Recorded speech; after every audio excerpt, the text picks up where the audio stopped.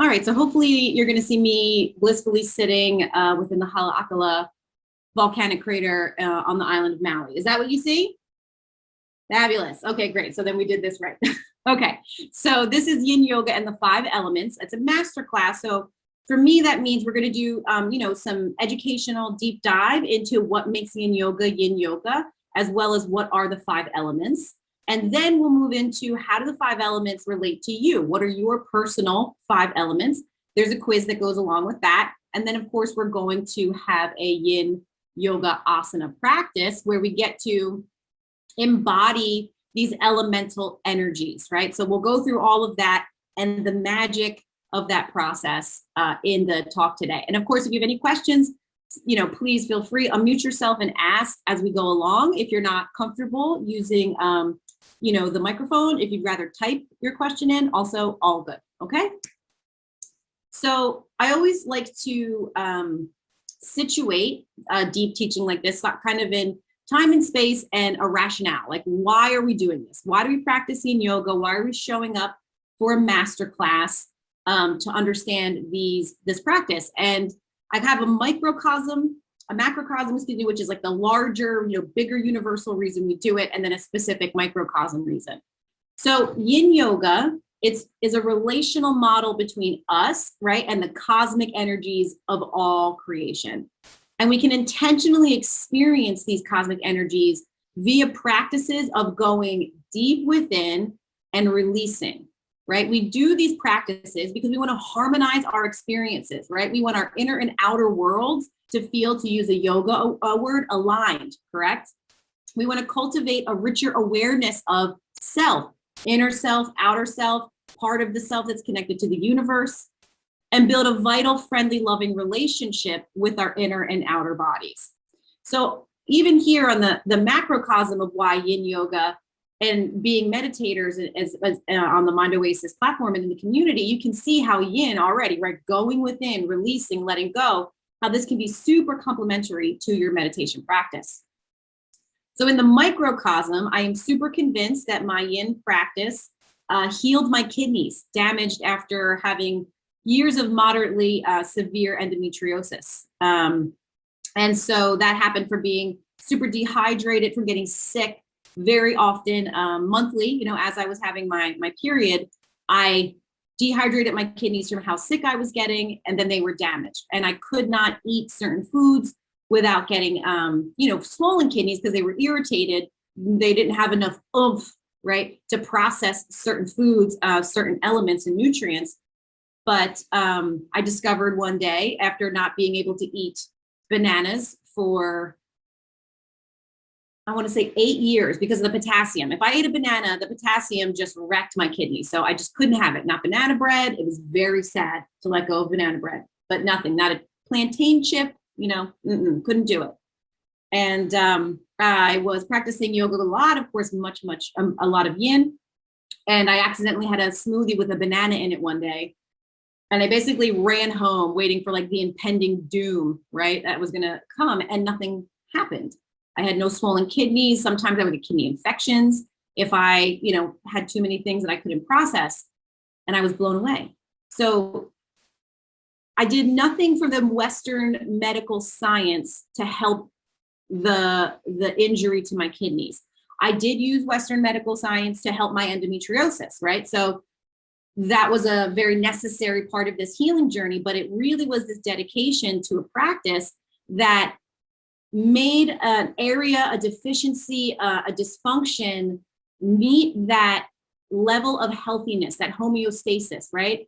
The day I discovered I could eat a banana, I've been eating bananas literally every day ever since, because that's been such a point of joy and a realization that this practice absolutely has the ability to release burdens, right? Mental, emotional, physical burdens, and also has the power to heal, to generate new, to create. So for me, it's been life-saving and literally life-changing. And I really am called to let others know that this practice has such a capacity to support your inner quest and your outer quest, right? So a little bit about why I'm so jazzed about this topic. But then in general, for all of us, and this quote comes from a book I super highly recommend. It's called Between Heaven and Earth, A Guide to Chinese Medicine. I have a resource slide at the end of this. So there will be, I'm sorry about the sunlight and I'm getting all backlit and spooky when I'm working on it. But so in our contemporary culture, we have a society that wants you to always be active. You want to overwork, you want to over-exercise, you want to over-party, you want to over-engage in the act of love. This is all yang energy, right? We are overindulging in the yang energy, which leads to a burnout of yin, right? So we're not balanced, just in general. And I think everyone, no matter what your lifestyle is or what your particular matrix of responsibilities are or roles and all these things in life, we can relate to this, right? This idea of burnout is now like, I even think like they have some medical diagnosis if you've gotten some mental burnout, right? Like this is becoming a huge public health problem, quite frankly. And little do a lot of people know that we can practice yin to balance the yang of our life, right? So yin, the consequences of having a burnout of yin on the gross physical body can be muscle, joint, bone, heart, or, oh my God, kidney problems. Hi, that was me. I had the kidney problem, right? So maybe some of your own physical tension in your body or tenderness or stiffness, right, is from just this overindulgence of yang and not enough yin. So that's why we're going to practice and learn, how to embody all these healing energies. Just a little quick agenda, once again, sort of touching on the sections of how we're going to work today. So first, we're going to dive into the roots of yin yoga. At one point in my life, I really wanted to be like a scholar, PhD. So I love starting at the root. I love going into the history. If it gets a little snooze fest, just like let me know and we'll move along. But I really want this to be interesting as to why this practice is so powerful, right? It's super dynamic because of its roots. It comes from India traditions of what we call Hatha yoga, and it comes from Chinese traditions, Taoism and traditional Chinese medicine. And it's an infusion that is just super beautiful.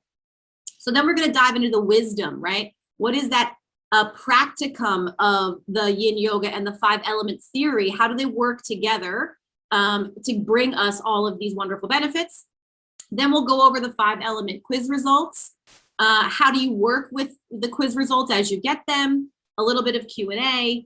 And then, of course, we will have a yin yoga class exploring, right, the 5 elements in your body, your mind, your energy, your emotion, and your spirit, should that happen for you. If it does, we won. Good job.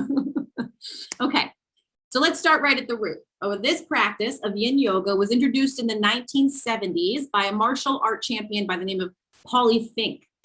I'm sorry, Zink, not Fink, Zink. So he began to teach what he called a synthesis of Hatha yoga with Taoist yoga, as well as postures and movements that he developed himself. At first, this was called yin and yang yoga, but then became yin yoga for short. One of the reasons is because as a martial artist and as a teacher of the martial arts, it's a lot of yang energy, right? They're doing the punching, they're doing the kicking, they're doing the chopping, the jumping, the leaping, right? It's very active, super active.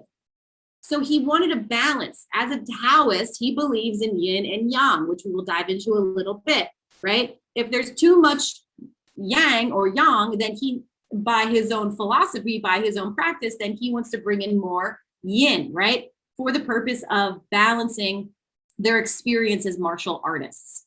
So the 1970s, not that long ago, it's pretty modern insofar as, the entire history of yoga systems and yoga methodologies. But I'm a big believer that, timing is divine. So the fact that we have it now means we need it now, right? That's exactly right for me. Okay. So let's talk a little bit about Hatha yoga. I know we have meditators, we have a big meditation community, and it's often right that meditation and yogis, they go like this, they go hand in hand. But I'm, going to do a little bit of information about Hatha yoga in case you don't have a lot of background. So what you practice, anybody who practices physical asanas is what they're called, the poses or the postures. If you practice that today, you are practicing from an influence of Hatha yoga, right? So the 20th century Hatha Yoga is focusing on asana, and it has become super popular as a form of physical exercise. So when you say yoga, we're like, oh, I'm going to the yoga studio, oh, I'm going to yoga class, right? Like when we use this word yoga, very colloquial, like, right? Like just casually, then we're typically referring to the physical practice of asana, right? But that is not all of yoga, and nor has it been the history of all of yoga practice, but was very concentrated, deeply studied by a group of yogis who developed Hatha Yoga. So Hatha Yoga dates back to the 11th century, which is actually the medieval times. And it's actually not the oldest form of yoga, as I said before, depending on who you talk to, what school or what scholar, right? Yoga's 5,000 years old, yoga's 12,000 years old. What are you going to do? But we know that this isn't the oldest form at the very least, but a very persistent one, right? It started in the 11th century and it has exploded throughout the world since then. Hatha, one literal translation from the Sanskrit word, means force, okay? So the purpose of all yoga practices is union, to become absorbed into one within yourself and one within the universe, right? This is why you do all of the yogic practices. But sometimes it's really tough, right? To do things like pranayama, breath control, or pratyahara, removal, withdrawal from the senses, or dharana, concentration, or dhyana, meditation. So force is using the body, right? It's a lot of yang. We're using the yang to go in. And again, all divine timing. We probably need to use the vehicle of the body of a way to go in, right, to the soul. So if we don't know, asana, the physical practice, is the third of 8 limbs of the Ashtanga yoga system, okay? We won't dive into that very much, but I just also went through limbs 4 through 8. So 4 is pranayama, 5 is pratyahara, withdrawal of the senses, 6 is dharana, concentration, focus, 7 is meditation, dhyana, 8 is samadhi, absorption. So there's a lot of ways into yoga, and I think the wisdom of yoga and how it is a container for so many creative styles and methods and methodologies is why this person, Paulie Zink, used it as a way to bring balance to his existing system. So anyway, I get very excited by these things, and I think you can hear it in the tone of my voice. But that's a little bit of where Hatha Yoga comes from. A lot of folks also say Hatha Yoga means balancing the sun and the moon energies, which is very relatable to how we practice balancing the 5 elements of Yin Yoga. So again, here in Western culture, the Hatha Yoga is typically understood as asanas. I think I'm just really trying to, have you absorb that information. But in India and Tibetan traditions, Hatha Yoga is much more. It extends well beyond being a sophisticated physical exercise system and integrates ethics, diet, cleansing, pranayama, breathing exercises, and meditation, typically seated as a system for the spiritual development of the yogi. So when we open up the aperture of what we think of when we say yoga, right? And we think about, okay, we know that it's the physical practice and it's a forceful, great practice for us to break through all of that yang of our lives so that we can go within and work with our breath and work with our mind and work with meditation. I think it just has a lot more to offer us as practitioners, right? We can use yoga as a way in from all these different areas of our lives.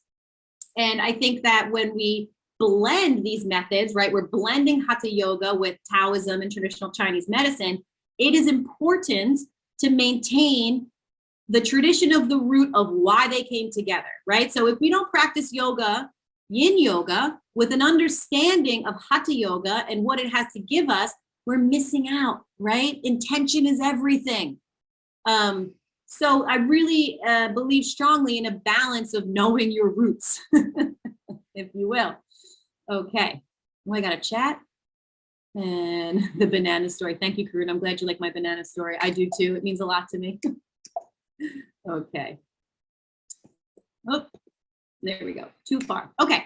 So now we know a little bit about Hatha Yoga. We know where it comes from, and we know why it exists. But let's talk a little bit more about Yin, right? So we know that I've touched on already, Yin Yoga is based on the Taoist concept of Yin and Yang. I think if I asked you, do you know what a Yin and Yang symbol is? Everybody would know, right? It's the white and the black fish.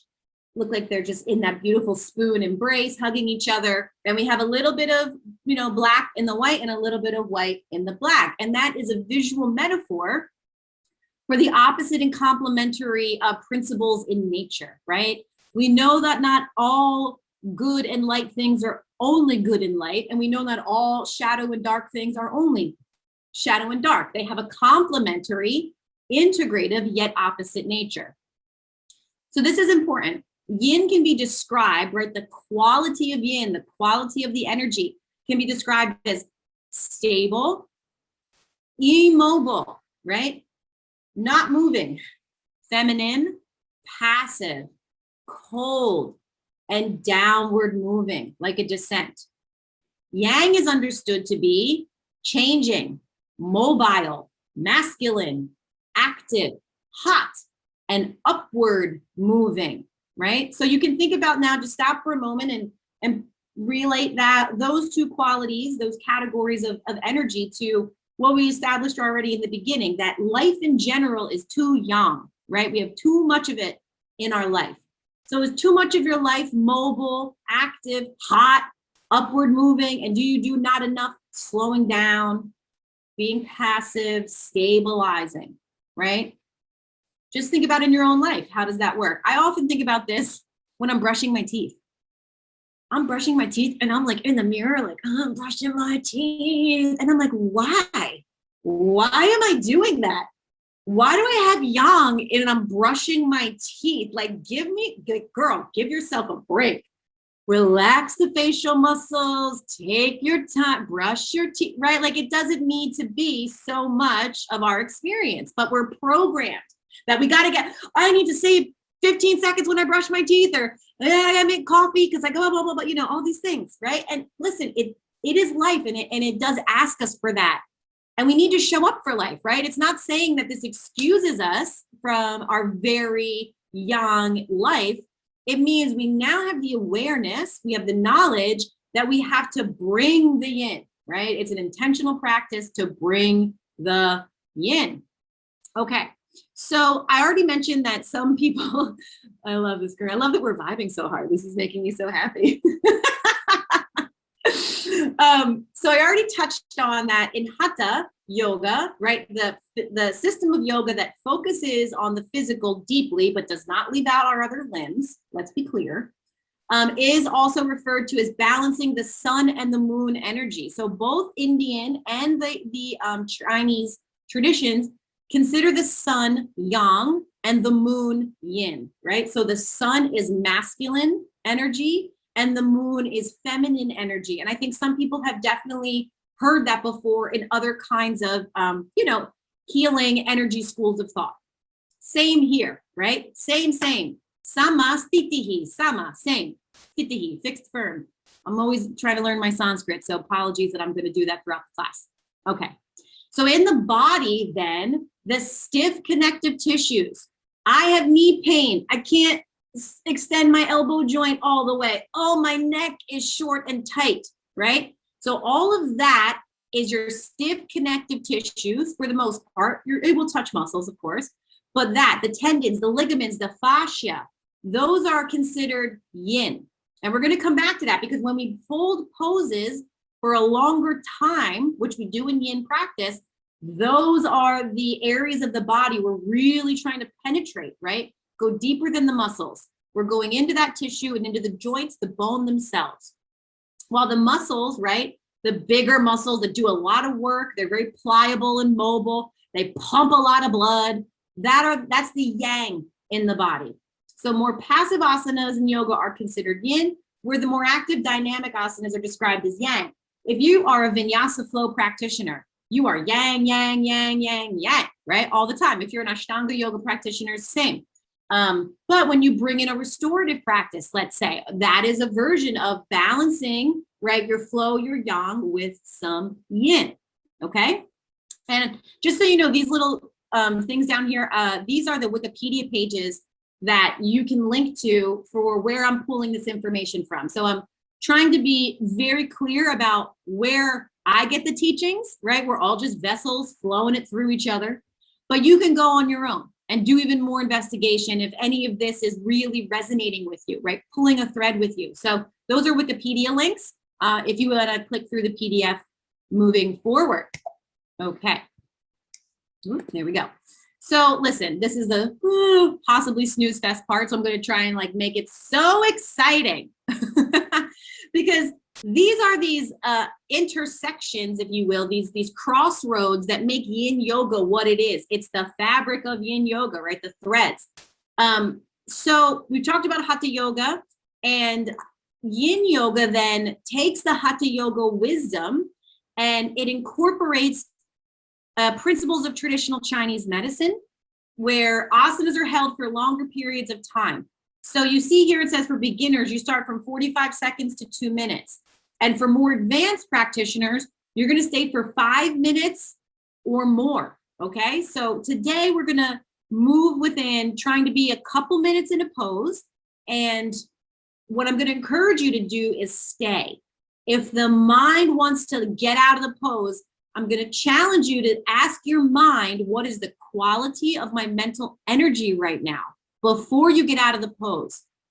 And can you being a soul, not your mind or your body, ride that wave and stay a little bit longer? Okay. Why? Because those postures are meant to stimulate the channels of the subtle body, known as meridians in Chinese medicine and known as nadis in hatha yoga. So here again, we see the Indian and the Chinese, right? Sort of similar, sort of not the same. So what does subtle body mean? Subtle body means your energy body, okay? How does your energy feel? How do you feel right now? I feel awake and excited and energized. I feel very fiery right now. I'm joyful, okay? That is my energy. You could be feeling like I'm just waking up. I'm feeling a little slow. My body's a little heavy. Okay, that's fine, right? You might be a little more watery this morning. That's cool. All good. But when we talk about subtle body, we're talking about the energy body. Okay, so let's like quickly touch on this idea of nadis in hatha yoga. Anybody know of the chakras? Anyone hear of them? There's 7 of them, typically. Wonderful, from, of course, our Indian yoga system. So I'm just going to show you this. You know what this is. This is chakras. And you see there's 2 other lines of energy. This is Rose Erin Vaughn. She is an exceptional teacher in New York and somebody else who I absolutely love as a teacher. So I don't know if you know Rose Erin. I've never actually taken class with her, but like I am one of her online super fans. That's super fun because she's out of 3 Jewels, right? She teaches there, and I think she has like a lot of online stuff. Like her YouTube it's the Science of Self, which is this also. Oh, you've totally inspired me to reach out to her. Super fun. The Science of Self. Okay. Yes. So Rose Erin, I think she has 2 websites, Rose Erin Vaughn and the Science of Self, because she's also an acupuncturist. I mean, this woman is like the living, breathing entity of traditional Indian yoga and all of these Chinese practices of yin, of course, traditional Chinese medicine, acupuncture. She's the best. So quickly, Rachel, I just have to tell you, this is so funny. She donated her home for a 3 Jewels retreat that I had with a very small Sangha. I study with Hector. So I've stayed in her home. See? Isn't that funny? We're all connected, guys, FYI, you know? But I use this book all the time when I'm teaching my yin classes, and a lot of her books are available on her website. Again, if this is something you like, you should be following Rose Erin Vaughn and the Science of Self, no doubt. So here she is. This is the subtle body, one of like the core subtle body from Indian yoga, our 7 energy wheels and our 7 energy centers. And those snaking lines, right, are called the Ida on the left and the Pingala on the right. So that's an energy body a lot of yogis know, right? Nadis then are, I can't remember the name or the number. There's thousands then of all of these energy lines and tributaries, right, that go throughout the body. That's what the Indians believe. In Chinese medicine, they believe in meridians. Okay, so if you ever had acupuncture, where they place these needles are along these energy meridian lines for whatever, health effect you're trying to induce, along with the acupuncturist. So you've had acupuncture, you've had an experience with the meridians. If you've done yin yoga kind of within these roots, you've also experienced the meridians. So let's talk a little bit more about those.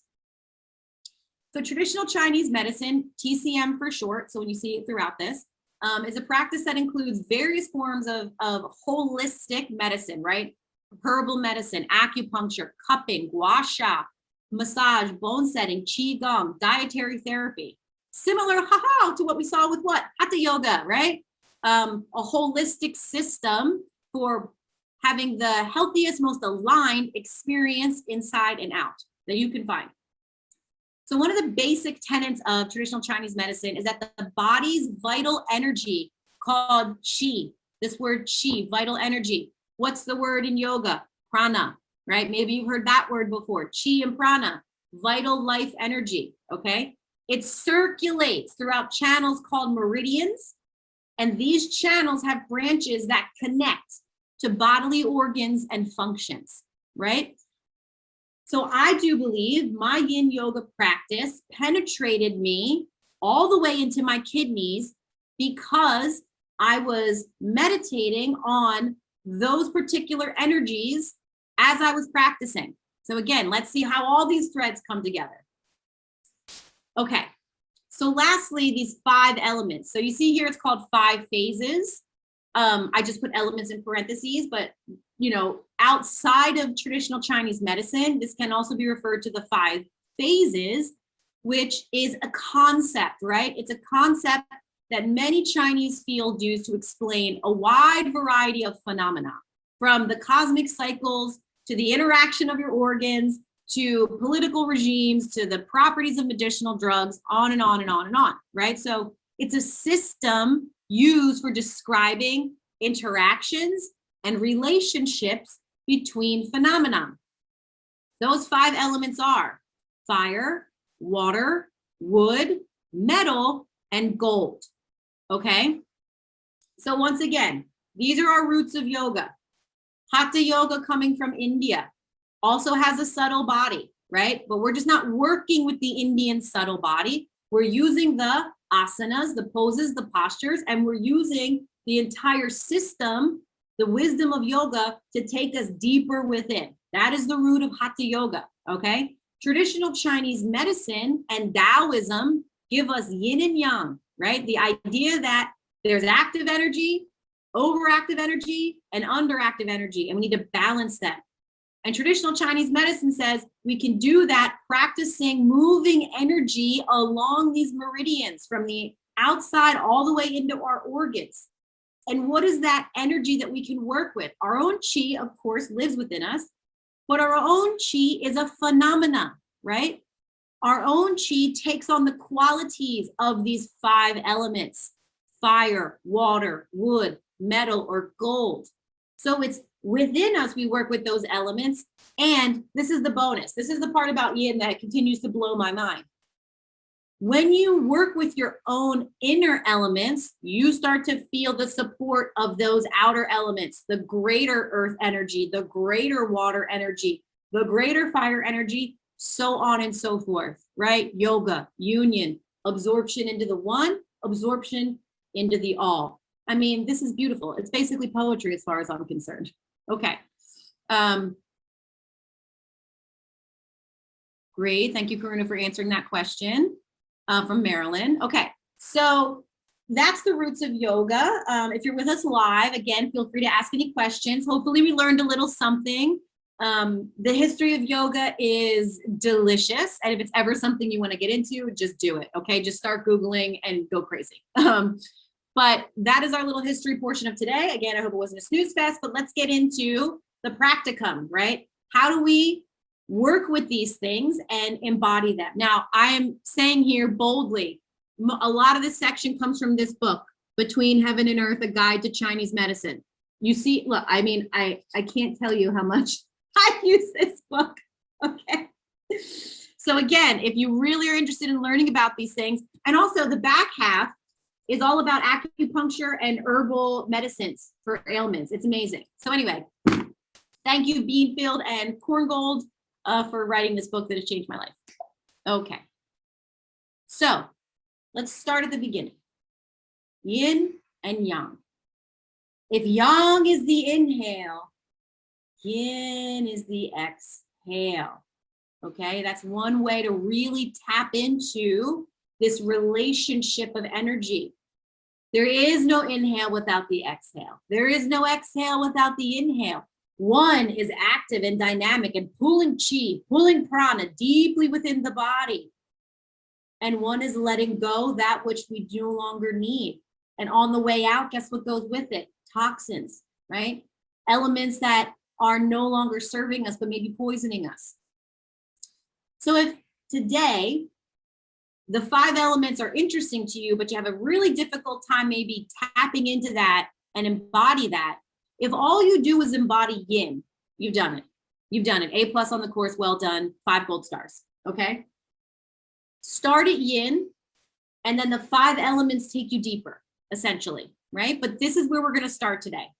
And just again, reiterating, it's because you're alive that you should do yin. It's not because you're a meditator or you do any kind of yoga. You live in a Western society and it requires, right, all of this yang. So we as practitioners have to balance the interior process of nurturing the self, right? You got to nurture the self and balance that with being engaged in the exterior world. That is a challenge. I'm telling you right now. I am in the process of training to be an Iyengar yoga teacher. It takes a few years to do. And we study philosophy a lot, and the books written by BKS Iyengar, who is no longer in the body. And one of his sayings about yoga today, yoga in the modern life, and what does it mean to be a practitioner, is he says, you know, we had all these renunciants who would go away and they would go into the woods, into the Himalayas, into the caves, and they would meditate and they would leave the external world. They would be like, bye, I renounce you, right? I am going to just practice and I'm just going to go within. And we got a lot of teaching from that, right? From their sacrifice of renouncing the exterior world. But he says, and I love this pretty candidly, that's the easy way. That's the easy way to be a yogi, is to just walk away from the world, right? It's much more difficult to be in the world and find the yoga, find the balance, find the yin. And so I was like, I'll take that challenge, Mr. Iyengar, and I will work on balancing those interior and exterior worlds. And I hope you are up for this challenge too. Okay, so moving a little bit more on into yin. Yay, science of self being ordered now. Yay, yay, yay, I'm so excited. I really hope to practice with her one day. If she only knew how much she has influenced me, it would be hilarious. Okay, so again, when we practice yin yoga, right, we're embodying that energy. We are embodying internalization, going within, depth, quiet, listening, and releasing. In and of itself, balances overactive yang. Done and dusted, okay? Reviewing again that the root of joint tension, it's deeper than your muscles. It's the connective tissue that holds your muscles to your bones. None of your muscles touch your bones. It is the connective tissue that touches your bones, okay? So when we hold these postures with a yogic mindset, we release this tension held in the connective tissue, fascia, ligaments, and tendons. Yin yoga also rewrites, right? Another word we use in yoga, it's called samskara, imprint. You make an imprint. I don't know if in Buddhism, in the meditation, we use samskara as an imprint, right? Also, you have good samskaras, you have bad samskaras, right? So you can think about this subtle body of samskaras, these imprints, these energetic imprints, make an analogy to neural pathways, right? Those information, communication, electronic pulses that are going on in your own brain. When you practice something like yin yoga, it rewrites some of those patterns, right? It rewrites those samskaras. It takes some negative samskara and it gives you positive samskara. So how does it do that? It triggers It doesn't trigger, that's the wrong word. It should say it does not trigger, it says triggers to not engage. Well done, Rachel, that is not great writing. I apologize for that. But it's basically telling the sympathetic nervous system to not engage. It's an important point because when you hold postures for a longer time, you feel very sensational. You're gonna feel a stretch. It's gonna feel like danger sometimes, right? And you might wanna fight, flight, or freeze. Your sympathetic nervous system is the part of your nervous system that tells you it's time to fight, it's time to fly, or it's time to freeze, okay? But since you are held in a posture in the yogic system, as you experience those intense sensations, you rewrite that and you say that you know that you're safe. And it's actually that you're not running away from danger. You're able to release and move beyond the experience. It's quite something, really, okay? So this is how it works on physical, physiological, biological, mental release and healing. It can start even here at the nervous system. And I just repeated here at the end, of course, that this is a relational, it's relationship, right? It's not just about me and my 5 elements and my flight and freeze. It's about what the cosmos have to offer me so that I become a more balanced person, aware of myself and who I am in the world, right? Okay. So I'm just reading Karuna's comment. She says, we practice, this is so needed for these times. We practice on the mat cushion so that our nervous system knows how to respond when the poo-poo hits the fan. That's exactly right. It's exactly right. So when something outside of your practice goes awry, you have a trauma, you have something change its course, a huge change. What do? What's your energy? How do you react? Do you lose it? Do you freak out? Do you panic? You know, do you get angry? But all these things, these are all destructive, emotional, mental, physical patterns, right? You can take a different course and you learn how to take a different course in these practices, right? It doesn't just happen. You practice changing your response to these inputs, right? To these stimulus, because you know you're a soul, right? You're not the moment that's happening. You're eternal, you're joyful, you're pure, you're unchanging and undying. And because of that, you don't have to respond in a yang way, right? Love it, Karuna. We should teach together. Okay, moving on. Oops. So again, quoting Rose Erin Vaughn, a little bit more about the body, the physiological system, and again, the integration of these methods. So she says on holding poses longer, to develop focus and concentration, dharana, right, the 7th limb of Ashtanga Yoga, to develop focus and concentration through asana practice, you must hold each asana with comfortable yet conscious alignment and wait for something to happen. Don't think you know what's going to happen. Don't go into it with an expectation. Get into the alignment, get into the shape, right? And we will always offer modifications for whatever body is showing up for class. But get into the shape. Use the wisdom of the body, the intelligence of the body, which the yogis have dialed into, right? Get into that and then wait. Wait for the magic to happen. And also the connective tissue is shy, right? Why is that? So we established that muscle is yang and muscle has a lot of blood pumping through it all the time. But connective tissue contains relatively few sensory nerves and it has relatively less blood circulation than other body tissue. So with fewer nerves, it's harder to consciously sense what is happening there. Have you ever been in a yoga practice and a teacher's walking you through something and you're like, I just don't feel that. I know I have that part of my low back, but I just don't feel it.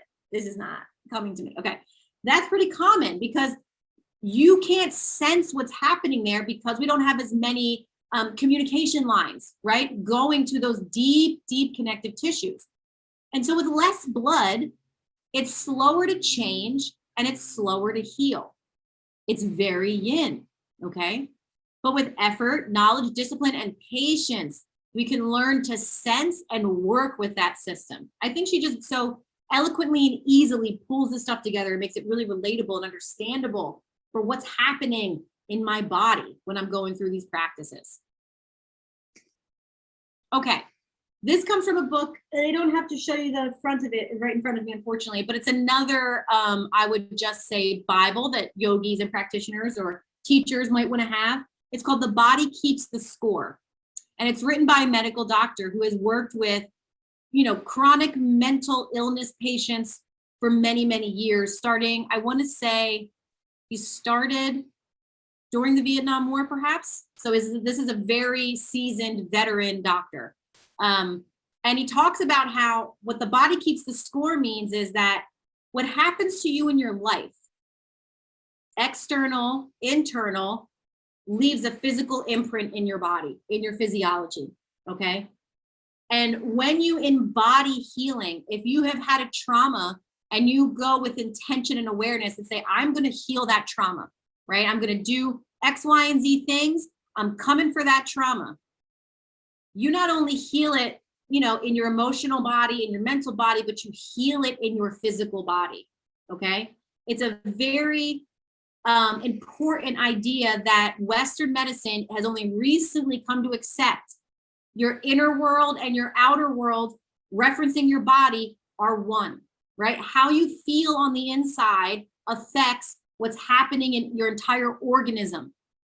This is why we have some of those studies where, we have the same kind of cancer, and some people get actual medicine and medication to help cancer, and some people don't, and some people recover and some people don't. Well, why, right? Like, why does this happen? And a lot of times they point to, right, the mental, physical, and the mental and emotional state of certain people with these afflictions. They're positive, they're strong, they're joyful. They see the learning and the reason that why they might have their illness or whatever, and they recover, right? Wow, they take the power away from the disease. So when we work with yoga, and he does have a beautiful whole, chapter, a few chapters actually on yoga, because yoga is a very full system of how you can inhabit your inner world your inner world and your outer world. And sometimes when we are practicing yoga, we're still not inhabiting our inner world. We're not going within. We're just like, I'm getting through this downward facing dog, this upward facing dog, and I'm going to catch that toe, and I'm really going to straighten that leg. Like, that's where we are. Yang, right? But ultimately, as we practice yoga, we should keep going, and we should go deeper with it. Yin. So here's 6 steps, if you haven't tried, to go further within, right? Be mindful as you practice. Focus your attention on your breath. Focus your attention on your sensations. Very important to remember, you are not your sensations, you're having sensations. Experiment with changing the way you feel. I hate this pose, I want to get out of it. The teacher's so annoying. Why can't you just get to Shavasana? Like, geez, oh man. Change that. Just say, maybe that's not serving me, right? To have this experience. What if I didn't, criticize my own body in this pose and in this shape? What if I didn't want to rush out of class? How can I change my experience and see what happens, right? What Rose Aaron Bond says, you got to show up and you got to see what happens. Notice what you feel and how it fosters emotional regulation, right? Stop trying to ignore what's going on inside of you. That's a big one. You have to shine the light in those dark spaces, right? This is what our yoga gives us, that light, that what's this thing called? Flashlight, okay. Approach your body with curiosity rather than fear. Everything shifts. I have a student who comes to my group classes. Her name is Barbara. She's amazing. I love her. She's a very strong woman, super intentional in her practice. But I really have a hard time getting her to straighten her knees. And I ask her, do you have an injury? Did anything ever happen? Do you have a past injury? Do you have a current injury? No, it's just they just don't want to go. And I don't think they want to do it. And it's going to be a bad thing. They're going to go out and all this stuff. So if you don't have an injury, then all you have is tension and tightness, which means we can open that up. But it's her fear that keeps her from opening her knees up, not her body, right? So If you experience fear in the body and you don't have an injury or working with a chronic issue, then I encourage you to be curious rather than fearful, right? Why does the back of my knee not want to open up? Like if I stretch my calf like down towards my Achilles and my heel, and I reach my hamstring up in the other, like, will that help me reach more of the back of the knee, right? Instead of like, no, it's not going to go and I can't do it. I'm afraid, right? Let me be curious as I work with the alignment, right? The wisdom, the intelligence that's going to hold us and keep us safe. Okay, so let's get into these 5 elements. Here you see this chart of the 5 elements in the yin and the yang in the middle. So the 5 evolutionary states of birth, growth, maturity, decay, and death correspond to the stages of transformation, patterns, expansion, contraction, proliferation, and withering. Okay, so it's basically saying like these states, these evolutionary states of all of life has a relationship to stages of the states, stages of transformation within birth, stages of expansion within growth, stages of contraction within maturity, stages of, you know, I go on and on, okay? Now, the 5 elements also correspond to 5 organ networks. This is coming from traditional Chinese medicine, of course, 5 seasons, 5 climates, 5 personality types, emotions, and tastes. So what I really want you to take away from this slide, because that's a lot, you know, this 5 thing goes deep. Like, there's a lot of layers. So I don't expect you to absorb all of this, but I'm just kind of giving you the depth. The most important thing about this image is that you see there is a circle that goes to the left clockwise and the arrows go to the left. And then you see the intersecting lines, okay? The circle going around to the left, this is generation, right? Wood generates fire, fire generates earth, earth generates metal, so on and so forth. So elements give rise to elements. And then there is restraint, right? So metal restrains wood, wood restrains earth. It's a balance. Everything can't all be generation. Everything can't all be restraint, okay? So we're working with the idea of generation and restraint within this 5 elemental model. And that'll make more sense as we go a little bit deeper. So just kind of giving you the big bullet points here about the way these 5 elements are understood and used. Might be my favorite slide, you guys, in this entire deck, because this person was generous enough to make us a meridian image based on the elements. So this meridian chart, you may have seen if you've been to an acupuncturist or a traditional Chinese medicine person, where the energy lines are sketched out on the body. This chart particularly does not only the energies, but other meridians that belong in the practice of acupuncture. So these just aren't all of them, right? But you can see the star in the center has fire at the top, right? Earth, metal, water, and wood. And then they have colors, they're color coordinated. God bless this person. So you can see where those energy lines, based on their color of their element, move throughout the body. So when we practice yin, I'm gonna say this is a wood meridian activating the outer leg and the outer side body. And you can now see where that is. Isn't that great? I love it so much. The other point of this, and we're not going to go deep into this list, is that meridians themselves, organs themselves, are both yin and yang. What? Oh my goodness gracious. Okay, so what does that mean? There are certain organs that are more overly active about processing chi, and organs that are about absorbing chi. Right? So that's the difference, the chi, the energy force. Some of it is propelling it and some of it is absorbing it, all right? And this is just to reference as you continue to practice yin yourselves, because I know you will. Okay, so let's get a little bit into each one of these 5 elements. And again, I'm not gonna do reading through all of it, but I want you to start to understand the energy of each of these elements before we talk about some quizzes. Wood. The archetype is the pioneer. The energy is expansion. What does a pioneer do? Right? They go into the uncharted areas and they hack their way through and they try to find a way to cultivate that area. That's the pioneer. Growth, expansion. It's the season of spring when our little seedlings are pushing their way up, push up through that darkness, right? They're pioneering through the soil so they can reach the sunshine and become a beautiful plant. The taste is sour. The organs are the liver and the gallbladder. And then I write out the origin and the end point of these meridians, which again, to save time, I'm not going to go through, but we'll practice that in the asana class. I'm also going to skip these slides that just go a little bit more into typical problems, keys to understanding, and friendly reminders about wood, because again, I just kind of want to save some time to get to these quizzes. Read more on your own. Fire, right? This is the wizard. It's the energy of fusion, right? When you make fire or light, you're fusing more than one thing together to make that force. The climate is heat. The emotion is joy, right? The summer season is of summer. Now, in the 5 elements in TCM, we have 5 seasons because we have 5 elements. And the season that gets split is summer, okay? So we have summer and we have late summer.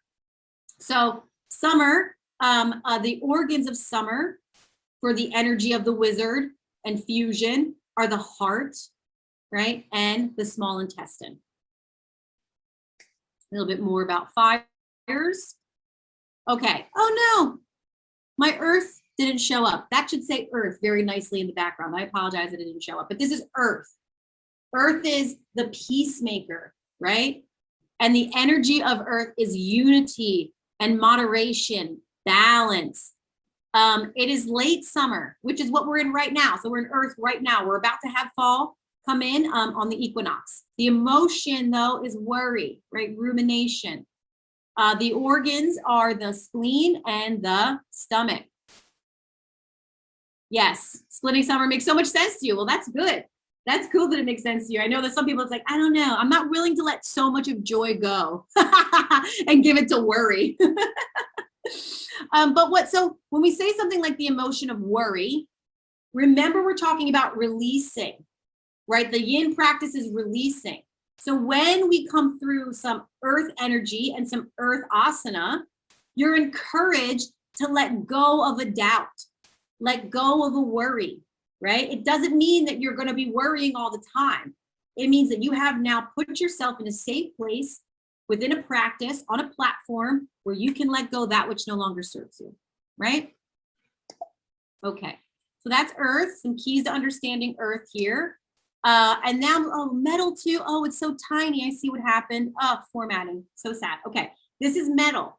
And the color of the slide is gold on purpose because metal was also metaphorically understood in these traditional Chinese applications as gold, right? So the energy is that of the alchemist. The archetype is the alchemist, someone who is like a scientist and a wizard, you know, in between the scientist and the wizard, I would say, right? The alchemist is in the middle.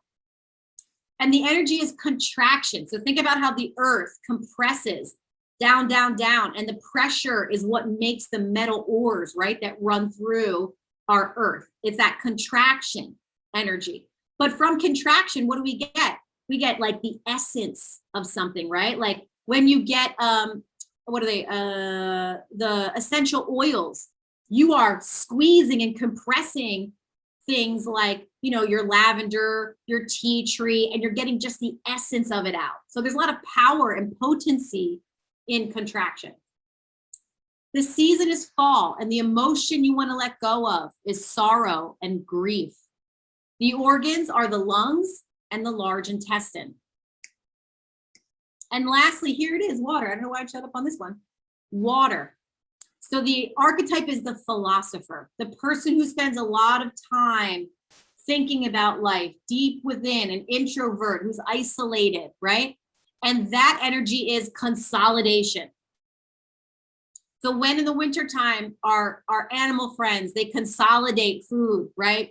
They're hoarding what they need because they're going to be within for a long time. So that's what they need to stay healthy and vitalized.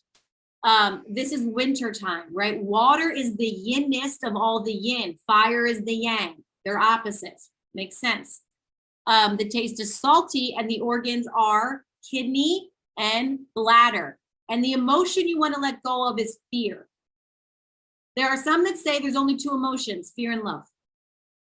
So a lot of times when we work with water, it's more intense because we're getting all the way down to the seed of a disturbance, to the seed of an issue, is a deeply, usually held, long, ancient fear.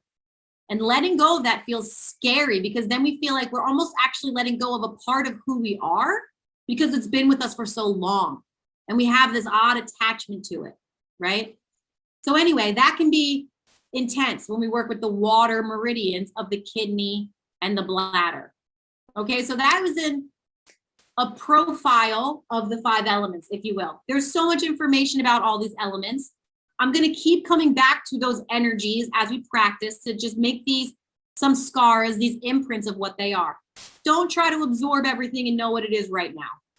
It's a deep subject, but that's why I'm giving you this deck, and hopefully you go into the resources and continue learning. But here's another important, I think, reason why you want to work with the 5 elements. Like, why even do this work? It's so much to keep track of, right? Balance. A simple excess or deficiency of one organ network or an energy persisting over time devolves into a complex patterns of disharmony and dis-ease. Yeah. So we can bring harmony and bring ease into our lives, into our experience, into our health by working with these cosmic 5 elements. Okay. So I'm going to pause right here for a moment. I'm going to stop the share. I don't believe any of you were able to actually take an element quiz because I had a link that was no longer usable, and that's my fault. So there is a link that I'm going to share in the chat. If anybody wants to pull up, and I'm sorry, I'm just looking for my Chrome. If anybody wants to pull up the quiz and take their quiz now, you don't have to take it now. But I want to make sure that you have the right. Where is, sorry, y'all. I don't know why I'm missing this window. All right, just hold on one second. I'll be right with you. Oh, that's why I have to stop this. Okay. I see now. And then back to Zoom. Okay, now the warning I'm going to give you is that you do need to give your email to get the results of your quiz. So you'll be able to take the quiz, but then they're like, oh, we need your name and your email to give you your results. Sorry, I wish it was more open, but a lot of people are using this quiz now, so they're behind these gates. So anywho, the link is there. If anybody who wants to start taking it, and we'll make sure that for those in the recording, I think they get the chat too. They should get that link. We'll figure it out. Now, what I'm going to show you again, this is not it, guys. Not you guys, but my computer. Let me go here. Escape. Okay. What I'm going to show you is not going to be what you see for your particular quiz results, and that is because the quiz that I used previously is now under lock and key, unfortunately. So you're going to get a primary element from the quiz that you're taking, your main element, and I'll describe what that means in a minute here. Let's see if this is going to work now. Come on back to me, Chrome. Okay, so are we seeing the 5 elements quiz results on our screen? Yes? Okay, great. Okay, so what you're looking at are my results. And again, you're going to see your primary result, your lead element, if you will, what type you are, what personality type. So if you look at here, I have now, I have scores across all 5. And I'm going to research and figure out how to get this longevity center questionnaire that gives you these 5 scores instead of just 1 score. But you can see that I have a 13 fire. Shocker. So fire is my type, right? And then you can see, okay, what's the lowest number here? Well, my lowest is 4. It's wood. Oh, the pioneer. Okay. Seems like I have a little bit of an imbalance between my wood and my fire. My earth, metal, and water are kind of all similar, right? They're not numerically far away from each other. So I can interpret that as being like, okay, well, I've got pretty balanced earth and metal and water, but I have to work on this fire and wood imbalance, right? How would I approach something like that? So a little bit of understanding these results, as I already mentioned, right? There is a particular element in you, in your constitution, around which all the other elements orbit. This element, your type, is the energetic source from which all your basic instincts come forth, right? Again, it's not a shocker to me that my fire is the core of my basic instincts. It is, quote, the primordial matrix that initiates and governs the forming of our unique existence, which I again think is poetry, and that comes from, once again, Between Heaven and Earth, quoted in this section. So your type is your highest number. When you take your quiz, you're only going to get one type, unfortunately. I apologize. I'm going to figure that out, though. But I'm a fire again. So think of this as your leader, right? You're one element around which all others orbit. So my leader is a fire type. Now, depending on your harmony or disharmony within all of your elements, your type can be a good leader, can be a bad leader. It can be any flavor of leader, right? A good leader fire would be like the right size campfire that warms you but doesn't blast you, and it's hot enough that you can cook food on and nourish you, and people want to gather around it and sing songs and share stories, right? It's an inviting fire. That could be a good leader idea, right? Metaphor. A bad leader, somebody in your, suburban neighborhood who decided to burn their Christmas tree, and it's like a raging bonfire in their backyard, and everyone's afraid that their house is going to catch fire, right? Like, this is not good fire. So you can see that your type, depending on your own energies and constitution, they can be a certain kind of leader. And what you want to do, ideally, I think, is be a balanced leader, right? That's what we all should be looking for.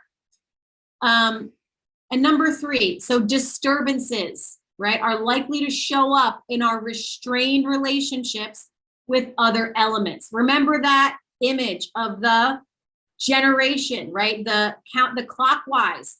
Water generates wood, wood generates fire, fire generates da, da, da, da, da, da. So wood is my lowest score, and wood generates fire. So that's not a restraining relationship, right? But still, it is unbalanced. So how do I address this low score, minimizing my issues and increasing balance?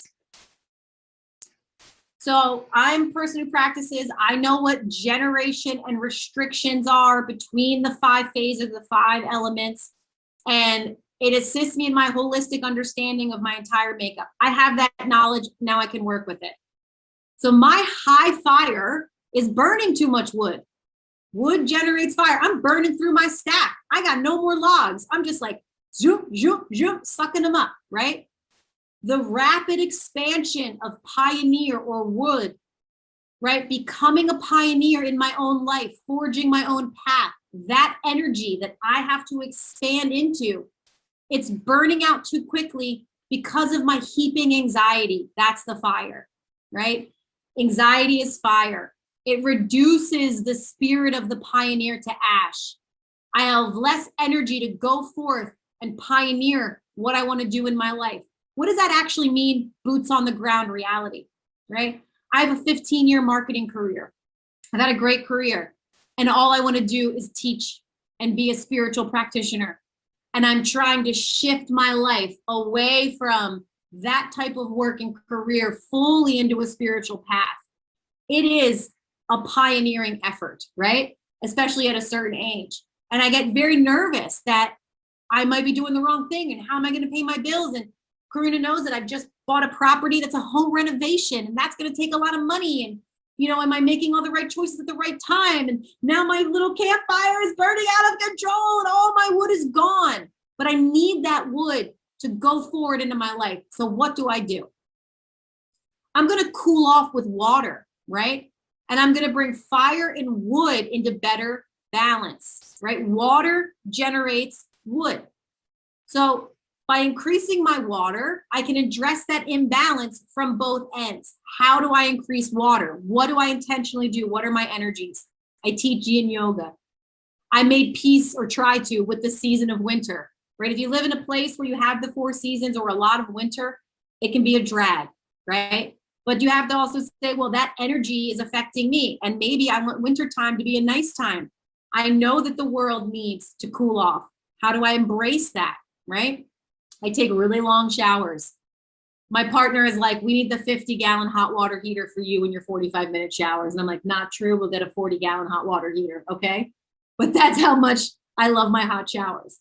I drink water, of course, but I need to drink more. I should cut down on sweet foods and caffeine. And I constantly try to go with the flow, especially where it comes to my personal metamorphosis or wood. Okay. Hopefully this little expose and how I work with my energies starts to bring this conceptual theory to life. It's threading these ideas and these energies into real practices. So you can just do yin yoga, or you can also look at what you eat, right? You can also look at how these elements are alive in your own life. How do you bring more water or earth or metal, right, into your own world if you need that to help you come into a better balance? So it's not just the yoga, right? It's holistic.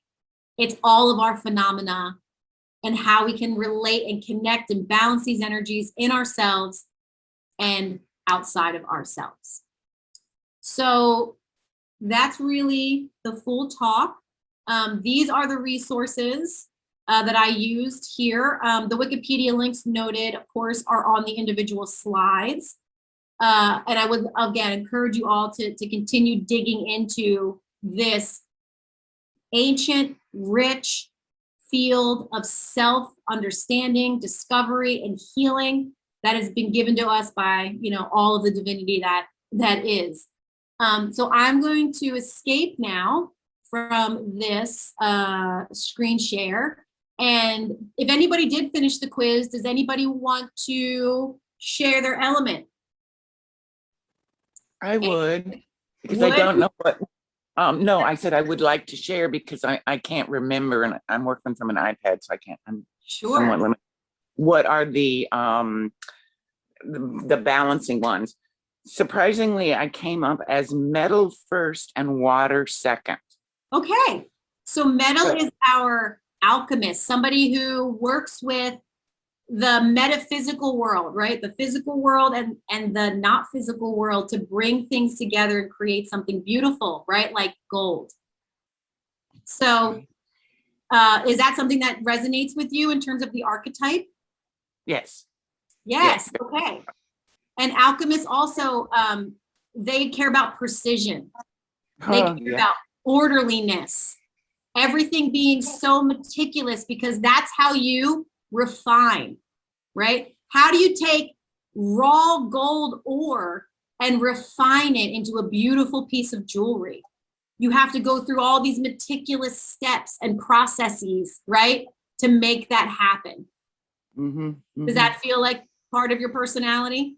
Yes, yeah, sadly, yes. And water was your second, right? Very interesting. So metal generates water. Fall goes into winter. So metal is the beginning of yin, right? You could almost say that earth is our perfect balance between yin and yang, because fire is summer, it's the youngest. Then we get into earth, yin and yang. Then we get into metal, less yang, more yin. We talked about that compression, that contraction, right? That makes earth. So metal also starts to go within, right? You're a person who spends time meditating and you spend time with your inner self. Yeah. So it also makes sense that water becomes your second element, because that's deep yin, that's deeply within. The philosopher, the person who's trying to figure out, why do we exist, right? And what's the purpose of anything? And is God real? And, all of those big questions, right? And consolidate that information. I think of a seed a lot when I think of water. We plant the seed that lives right underground in the winter, full of life, but all the way deep in the darkness. you know, with potential to pop through.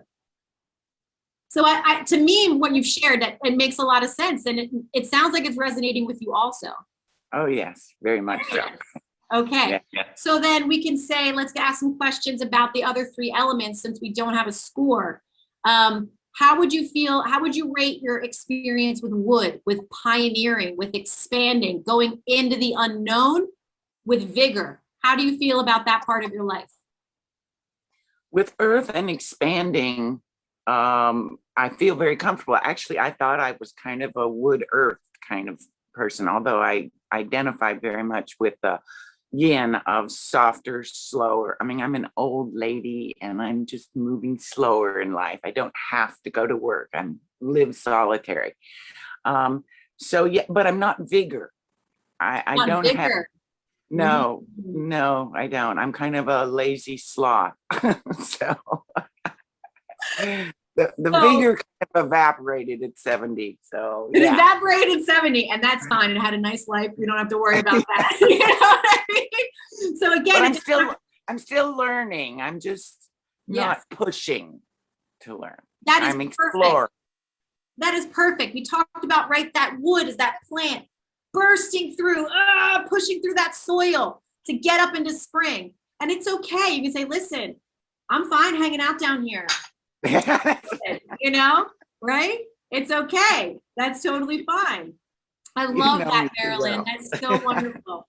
And then summer. So then wood is more yang, less yin, right? So that, because then wood gives us fire, which is summer. And summer is full yang, fusion. I'm a wizard. I'm performing tricks. I'm in, you know, for you. Are you dazzled? Am I charming? Right? This is fire energy. How do you relate to that? No interest whatsoever.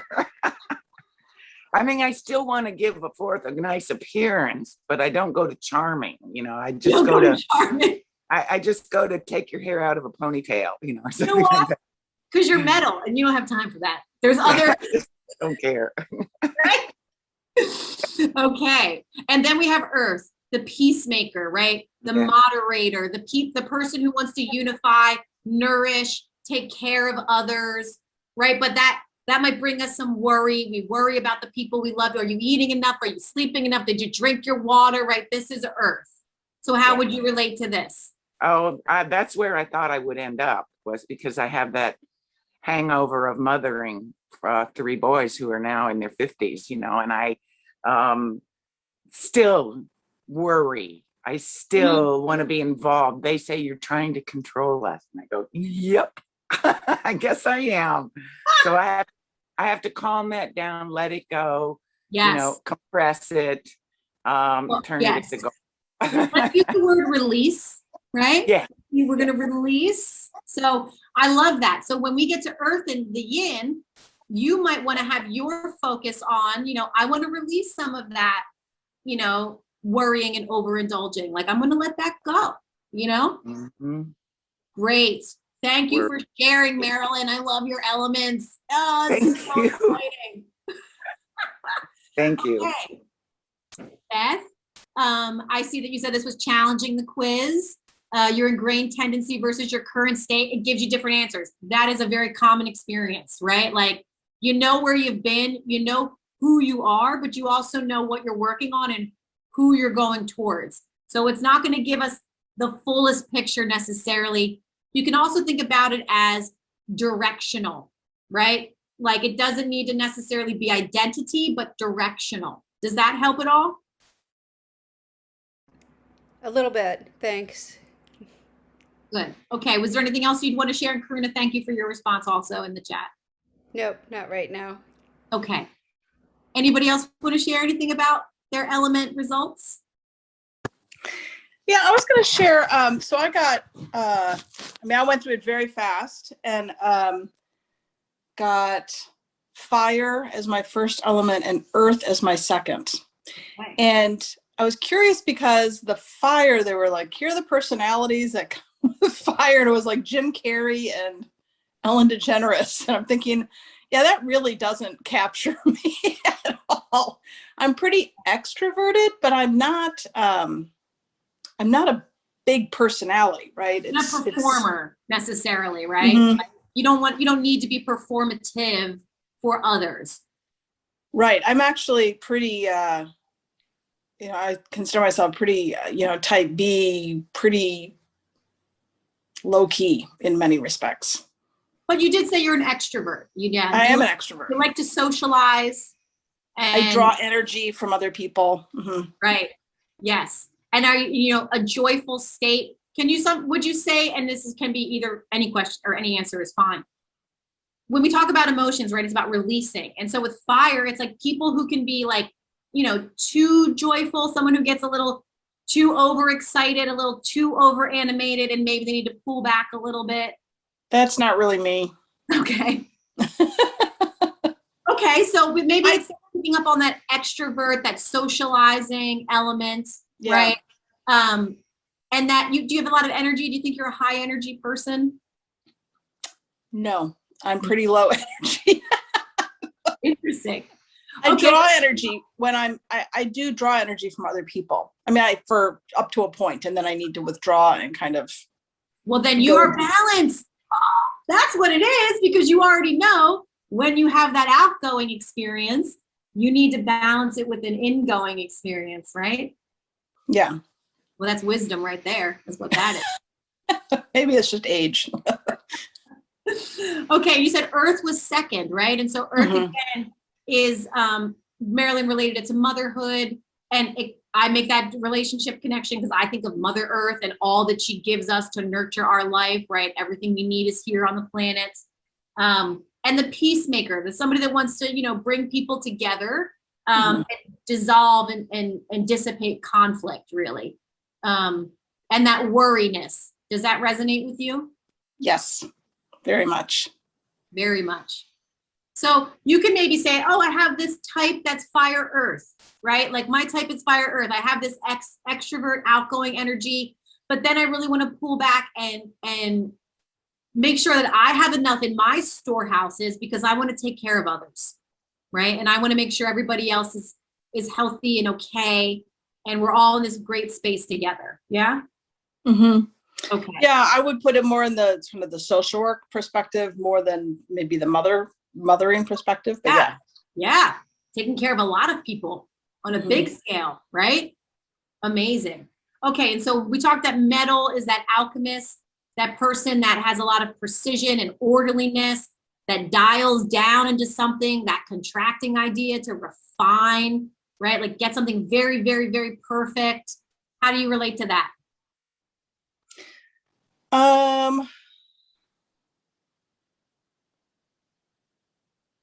That's a hard one. I think I really I'm type B in that I think I can let it go. And I also think that like at a deep core, there's a perfectionist lurking. So I sort of am kind of a lazy perfectionist. A lazy perfectionist. That's great. Like I love that language because that can maybe point to, well, maybe we need a little bit more metal, right, in our life. Maybe we kind of want to bring that more organizing principle, out on the surface in some ways because it's in us, it's innate, but maybe just needs a little bit more energy. And then water, right, our deepest yin, very introverted, asking the big questions in life, deep down within, how does this relate to you? I think I don't feed that part of me very much, and I'm trying to move more in that direction. Excellent. So metal takes us into water, right? We have a relationship with metal. We already know about that lazy perfectionist. So if we work through metal, maybe we can get into water, right? Metal generates water. And then lastly, we've got our pioneer, right? Our little sapling, desperate to get through that soil, to see the light of day, that which you don't know. Are you someone who likes the unknown or someone who really is inspired by the unknown? Or does the unknown like, no, I don't like what I don't know? I'm not afraid of the unknown. I'm not sure that I'm inspired by it, but I can sit with it. Okay. So maybe we've got a nice neutral wood, right? So high fire, high earth, neutral wood, maybe low metal and low water. And those are the elements that we want to work on bringing into more balance. Yeah? Groovy. I love it. Thank you all for sharing. It brings this practice so much to life. I appreciate it deeply. Before we take a break to get ready for the asana class, any other questions, thoughts, shares that anybody wants to put out there before we get on our mats? I have a question.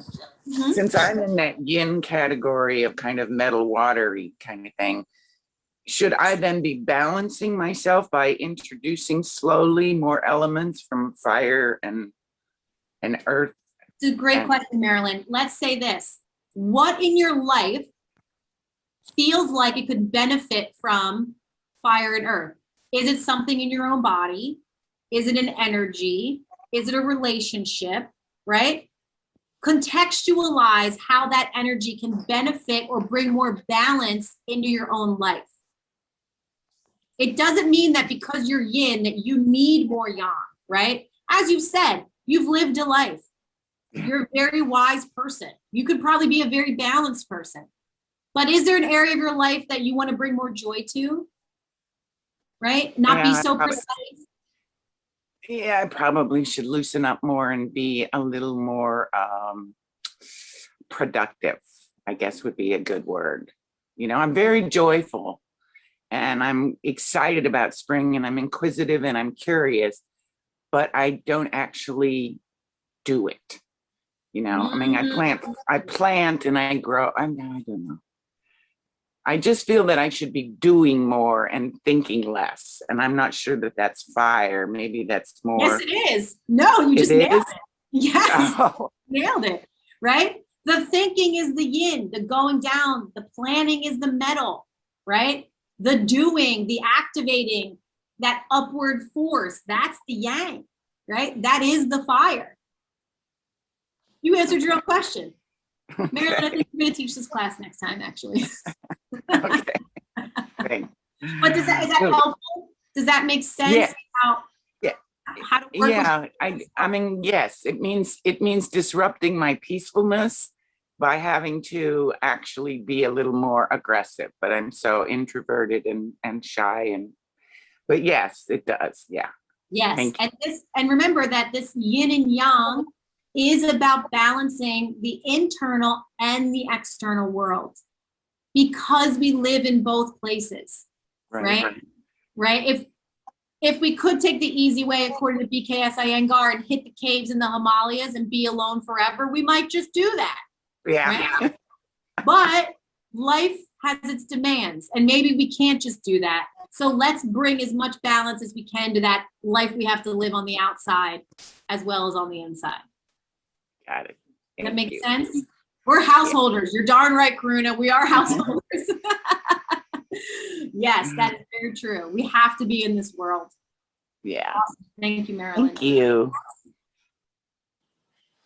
Okay, well, we're at a great time to take another quick break.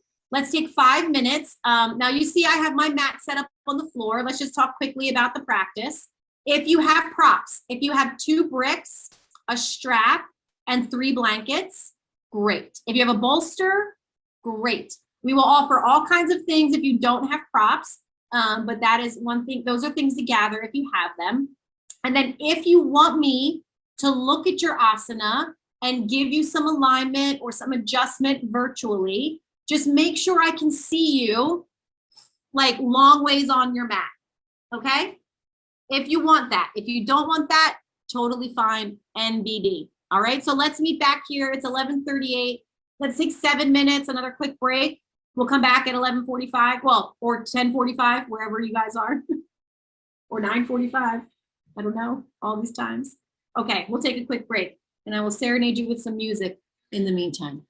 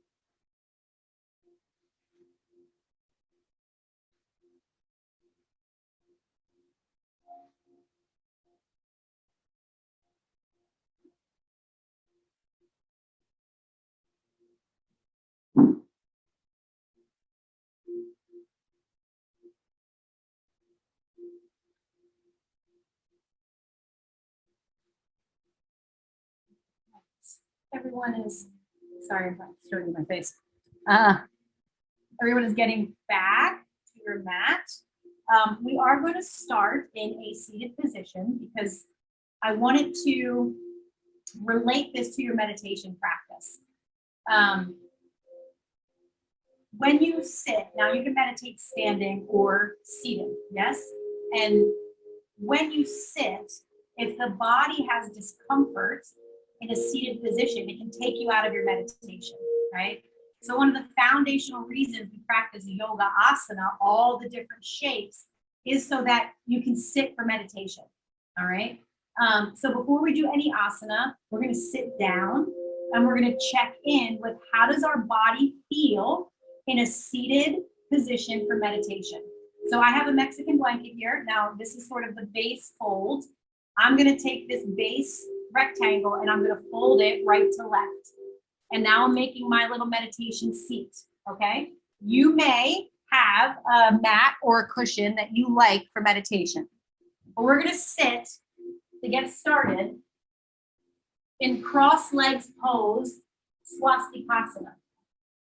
So one of the things we talked about in understanding the roots of yin yoga is that the alignment of the yoga pose is necessary. So we're going to align ourselves in the pose, but we're not going to grip onto that alignment, right? We're going to get into the shape and then we're going to release. The technical swastikasana cross legs pose, you see how I'm turning my leg out to bend my knee and I'm on the outer edge of my foot? That goes under, this is my right leg going under my left thigh, but I stay on the outer edge of my foot. A lot of times when people sit cross-legged, they sit like this, and they're on the top edge of their feet, you see? Because it's comfortable to cross at the ankle and be on the top edge. It's uncomfortable sometimes to be on this outer edge of your foot. Cross at the top of the shins and get those feet, you know, to a degree you can underneath your thighs, but be on the outer edge. So it's a wide cross legs pose, okay? Your bottoms of those outer edges of your feet should be holding the mat. All right, so these are the legs. Inner legs, inner upper thighs, they're moving away. The energy is to move the inner legs to the inner knees. The outer knees are pulling back to the outer hips. Okay, so once again, the leg actions for alignment. Inner thighs, upper inner thighs, move to the inner knees. Outer knees draw up towards the outer hips. Okay, these are the legs. Now the trunk. When we meditate, we want to have a lifted spine, right? We are activating, depending on your tradition, Kundalini at the root, the base here of our spine, and we're raising the energy up. So your torso needs to be lifting up. How do you do that? We're going to get in from the arms. I want you to roll your shoulder bones back and down, shoulder blades going in to the back body, right? When the shoulder blades go in on the back body, the chest, where you draw in your prana and your chi, lifts and spreads. All right, so you're looking to use the shoulders, roll them back and down, shoulder blades in, and the chest lifts and spreads. Then the arms, just straighten them down. You can teacup your hands if you need to, but open your elbows, right? Don't bend your elbows. So you have to go wider with your hands, go wider. If you need bricks, take bricks under your hands. But keep those shoulder blades on the upper back. You have a question? Let's unmute yourself, hon, and ask your question. Oh, sorry, I have my hand up because it's supposed to be elevated after surgery. Sure. If it's distracting, I'll probably turn off the camera again. Oh, okay, no worries. Okay, good. Thank you for telling me. You're Thank you welcome. so much. No, you're fine. You know what? If you have a prop, like do you have a chair or something you can actually rest your hand on while you're sitting? Oh, that's a good idea. Then Yeah, you I'll hold bring a step stool or something Yeah, around. Thanks. yeah, okay. All right, great. All right. Thank you for letting us know how we can help you. Okay, so we're seated, right? We're in our seat. What's another word or another translation for asana? It is seat. Yes? Okay. So we've articulated the leg action. We're lifting from the root to the crown. Okay. Now you can either keep your hands on your knees. You can come into Yana Mudra, where you've got your thumb and index fingers touching and you're spreading your other fingers, right? To settle in this pose. So start to close your eyes. We're going to begin our yin practice by sitting and slowing down, number one. Taking stock of what hurts us or what bothers us when you sit in swastikasana with alignment. Is your low back aching you? Is it hard to lift your low back up? Are your groins hard and pulling and tight? Maybe your outer hips want to go out instead of in. Maybe it's the quality of your mind and your mental energy. I just want you to stay here for a few moments. Start to drop into the yin energy of going within.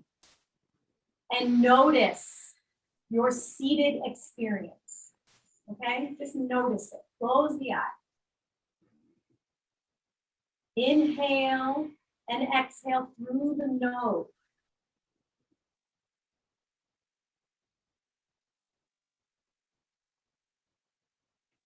Now, those legs should be going down. Those are yin energy descending towards the earth. As the spine lifts up, yang, right? Going up towards the sky. This is a balanced energy.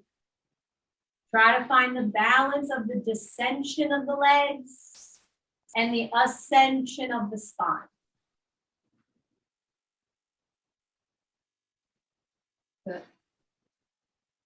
Now I'm going to read to you a heart centering exercise by Gita Iyengar, part of the Iyengar tradition, to drop us all the way into our heart, right? In yoga, we say the soul lives in the heart. And that is our aim in our yoga practice. So these are the words, the masterful words of Gita Iyengar. Settle down. Sit straight. Keep your back erect. Maintain your spine properly. Keep your shoulder blades back and in to the body. Keep your head and neck straight. Throat passive. Tongue passive. Relax your jaw. Relax your throat. Fold your palms in front of your chest. Be in Namaskar Mudra. So that's prayer. If you wish, you can keep your arms where they are, but you can bring your hands to prayer. Good. Namaskar Mudra. Your eyes are closed completely. Slow, soft, smooth inhalation and a slow, soft, smooth exhalation. Stay here. Now, I just want you to change the cross of your legs. So straighten your legs, keep your hands in Namaskar, keep your eyes closed, straighten your legs, notice which leg crossed in first, and now change the crossing of your legs. Be mindful, stay on the outer edges of your feet, cross at the upper shins, not the ankles, and let the inner knees draw away from you as the outer knees draw back. And once you're there, legs are moving down and the spine continues to ascend as we return to Gita. On your next exhalation, pacify the whole body from the crown of the head down towards the trunk, where the muscle fibers should not feel any hardness. At the same time, watch that with the exhalation, the body does not get dropped, right? What she means is the spine is still ascending and lifting up as you even exhale. Pacify your mind and withdrawing that mind from the brain in such a way that your attention and awareness flows towards your chest. Slow, soft inhalation, where you find space in the center of your chest between the two lungs and in the heart region. Slow, soft inhalation, where you find the right side and left side of your chest separating from each other, making space. Exhalations calm down the brain, bringing the mind down towards the trunk. So the mind is coming from the head now, it's moving down towards the trunk. And it may be even reaching as far as your navel. The inhalations and exhalations are to be used as vehicles to travel between the body and the brain. Uprightness of the spine, yang. Coolness of the brain, yin. Calm that mind and see that it gets charged with a strong inner feeling as you are going to proceed to the practice of yoga. Find the inner dedication and let it remain well set inside as we make the prayers together. So we'll chant 3 ohms as our prayers before moving on. You feel free to chant along or just follow the vibration. Take a normal inhalation through the nose, followed by a normal exhalation. Inhale for Om. Om.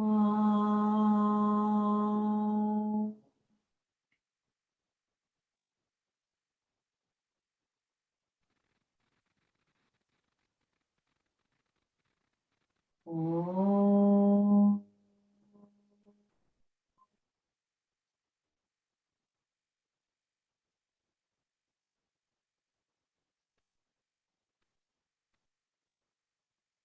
Om.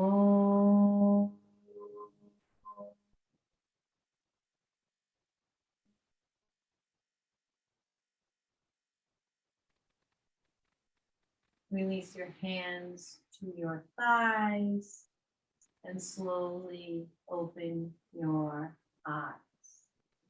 Wonderful. So the element we're going to start with in practice is metal. As fall, the season of metal is on the horizon.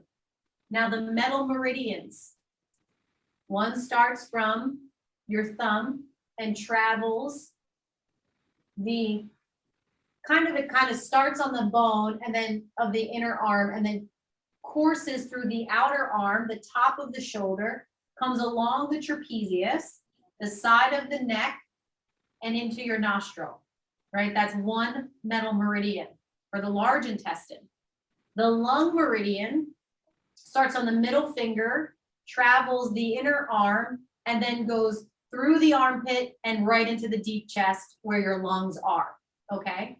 So an easy way to think about metal, inner and outer arms, lungs, the chest, and also this area of tension between the neck and the shoulder, okay? That we all typically kind of have from a lot of mental stress, all right? So before we move into the pose, we're gonna do one arm opener, shoulder opener here where we're sitting. So stretch your arms out in front of you, parallel. Interlace your fingers. So fingers and toes are where a lot of meridians start. So really stretch the fingers here and press the knuckles into each other. Straighten your elbows. Keep the shoulder blades on your back. I'm going to turn to show you what that looks like. Okay, here's shoulder blades off the back. Do you see? Here's shoulder blades on the back. That's a difference of activating this energy. Okay, good. Now, from here, turn your palms out and then inhale the arms up. Keep the shoulder blades down and on the back if you can. But the biceps go up. The elbows open up. The corners of the palms stretch away from each other, inner palm and outer palm. So any amount more you can straighten your elbows is what's going to move this energy. Beth, you're doing awesome. So good for you for doing this work. Karuna, I think it's your right elbow. Straighten it a little more. That's it. Very good. Excellent. And did you feel your chest get a little bit more open from that? Yes. Good. Okay, so this is the shape. It's called Parvatasana in Swastikasana. Now you relax. Doesn't mean you let the elbows go. It just means you are now not gripping or being aggressive. Let the armpits open up where that prana and that energy, that chi travels into the lungs. Open the armpits up. Soften the face. If your brow is scrunched up, soften the brow. If you're gripping your teeth and your tongue is on the roof of your mouth, let that go. Quiet the mind. Legs are descending down. Spine and arms are going up. Reach up one more time. And then exhale, release, go wide, spread the chest out. Great, as you go down.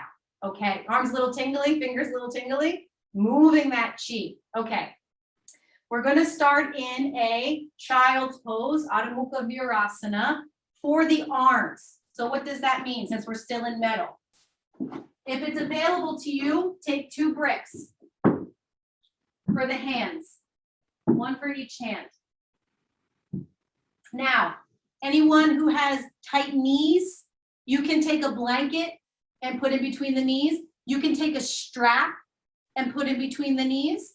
If we have a low back or hip issue, build up blankets so you can sit right back on 2-3 blankets if you need. If the hips have a hard time coming down to the heels, sit up, okay? I'm having tight knees today, so I'm taking this folded blanket back into my knee joint to help me open those up. Okay. And then when you're ready, try to keep your sit bones on your heels as you come down. Try to avoid this to come down, right? Pull those hip bones and sit bones back. Have your hands on the bricks at the lowest level. Now look here, the arms. You got to turn those biceps from the inside out. Do you see how that takes my shoulder blade onto my back body? That's the metal work, the precision, the alignment of it all. And then bring your head down. In between your arms. Good. Close the eyes. Now I said this is child's pose for the arms, right? So the legs should be going down again, heavy, descending, yin. And we're activating the inner and outer arms, fixing the shoulder blades on the back so the chest can open and receive more breath.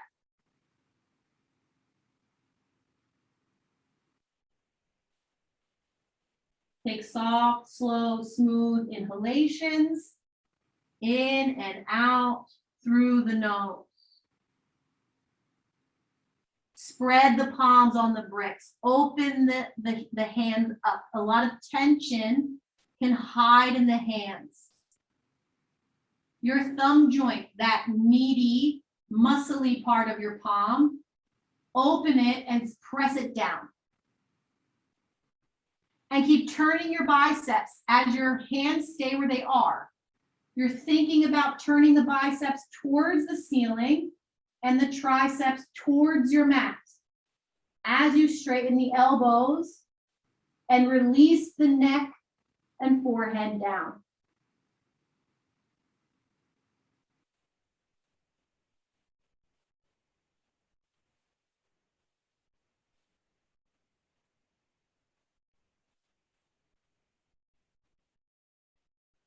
The emotion we seek to release from the support of metal is sorrow or grief. If something comes up for you about sorrow or grief, can you ask it to be sent out through these meridians in the arms, out through your fingertips? Because you are held and supported by the metal energy.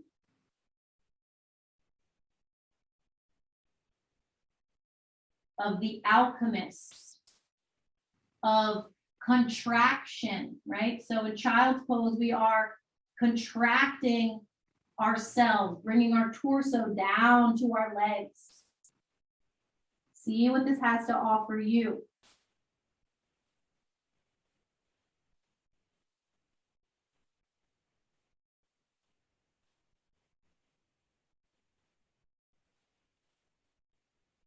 Have slow, soft, smooth inhalations and slow, soft, smooth exhalations. And as you stay in your child's pose,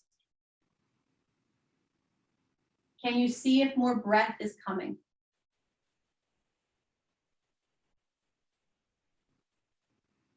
More space in the chest, more space in the side of the neck.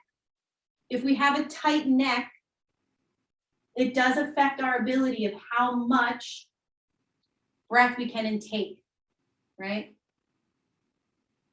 So notice now if you are changing your experience.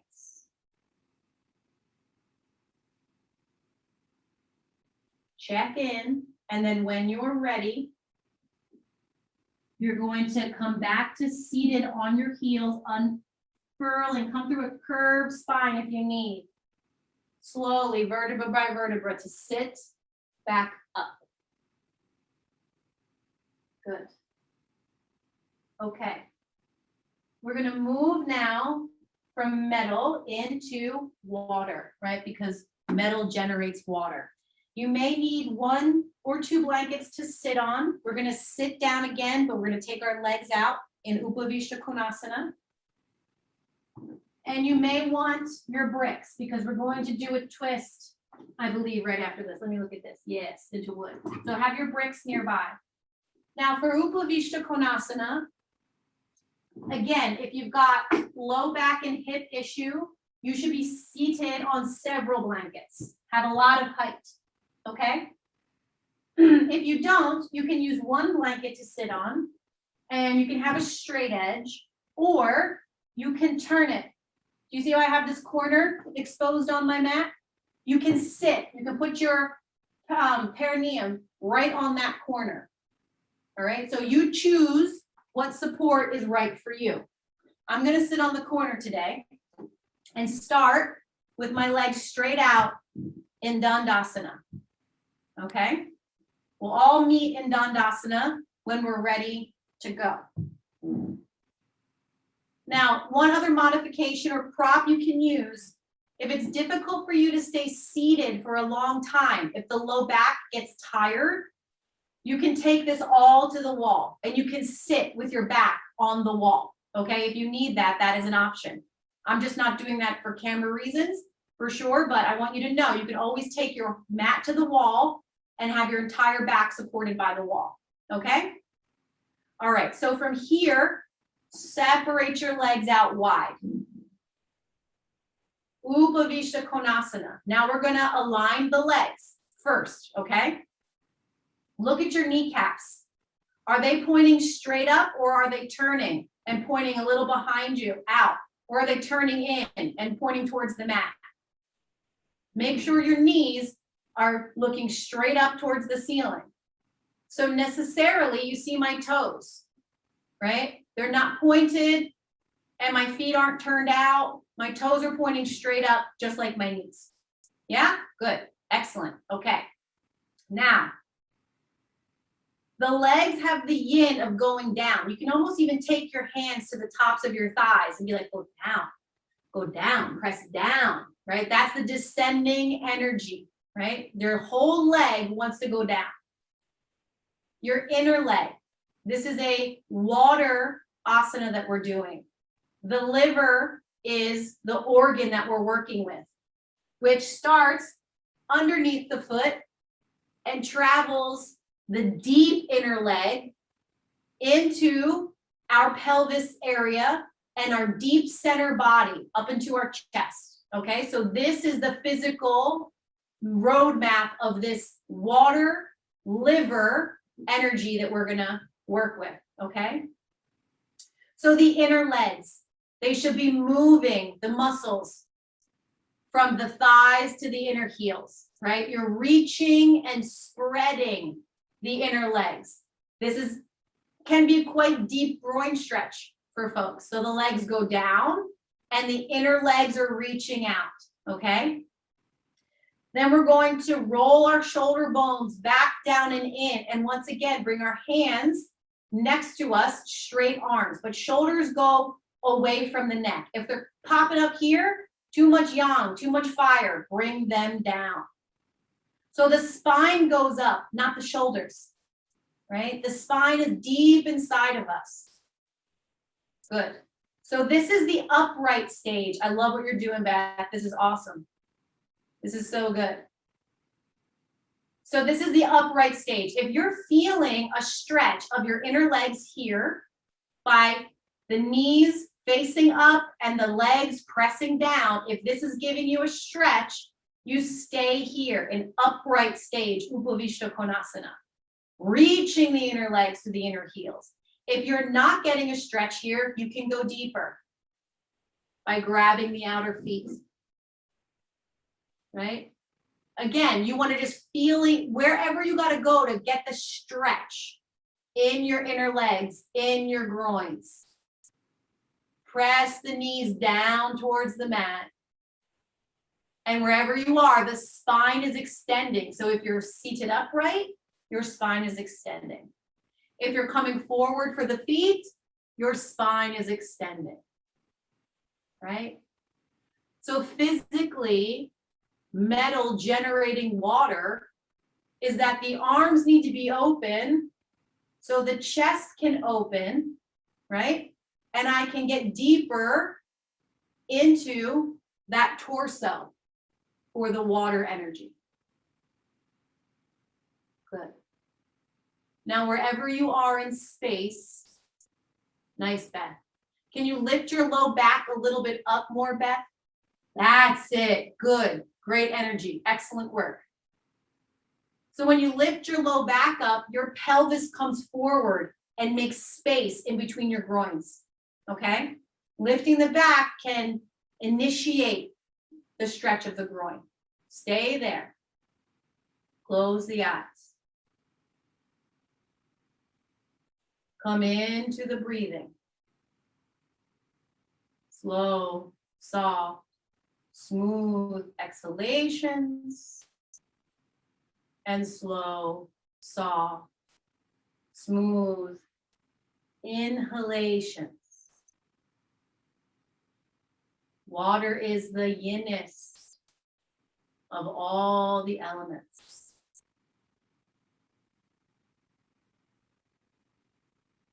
So we'll stay here in Upavishta Konasana for a little longer. For many of us, when we try to stretch the groins, we avoid it.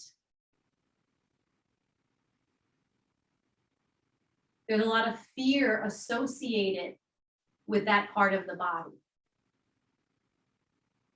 When you go into fight, flight, or freeze, we typically grip at the root. We grip at the buttocks, right? We grip at the bottom of the pelvis.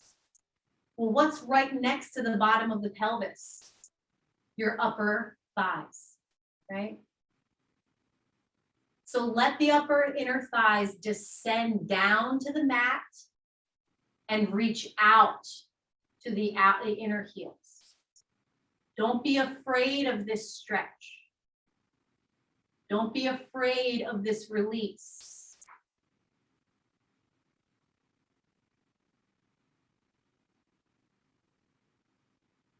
And that's a reminder that water energy invites us to release fear. Can be a fear held in the body, a fear held in the mind,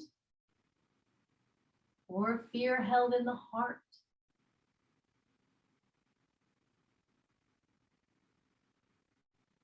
If you're resistant to this pose, now you have context clues to ask yourself why. Why am I resistant to releasing my groins, my inner legs, my deep inner center body? Why am I resistant to staying still and quiet and going deep? How can I flow in such an experience as this?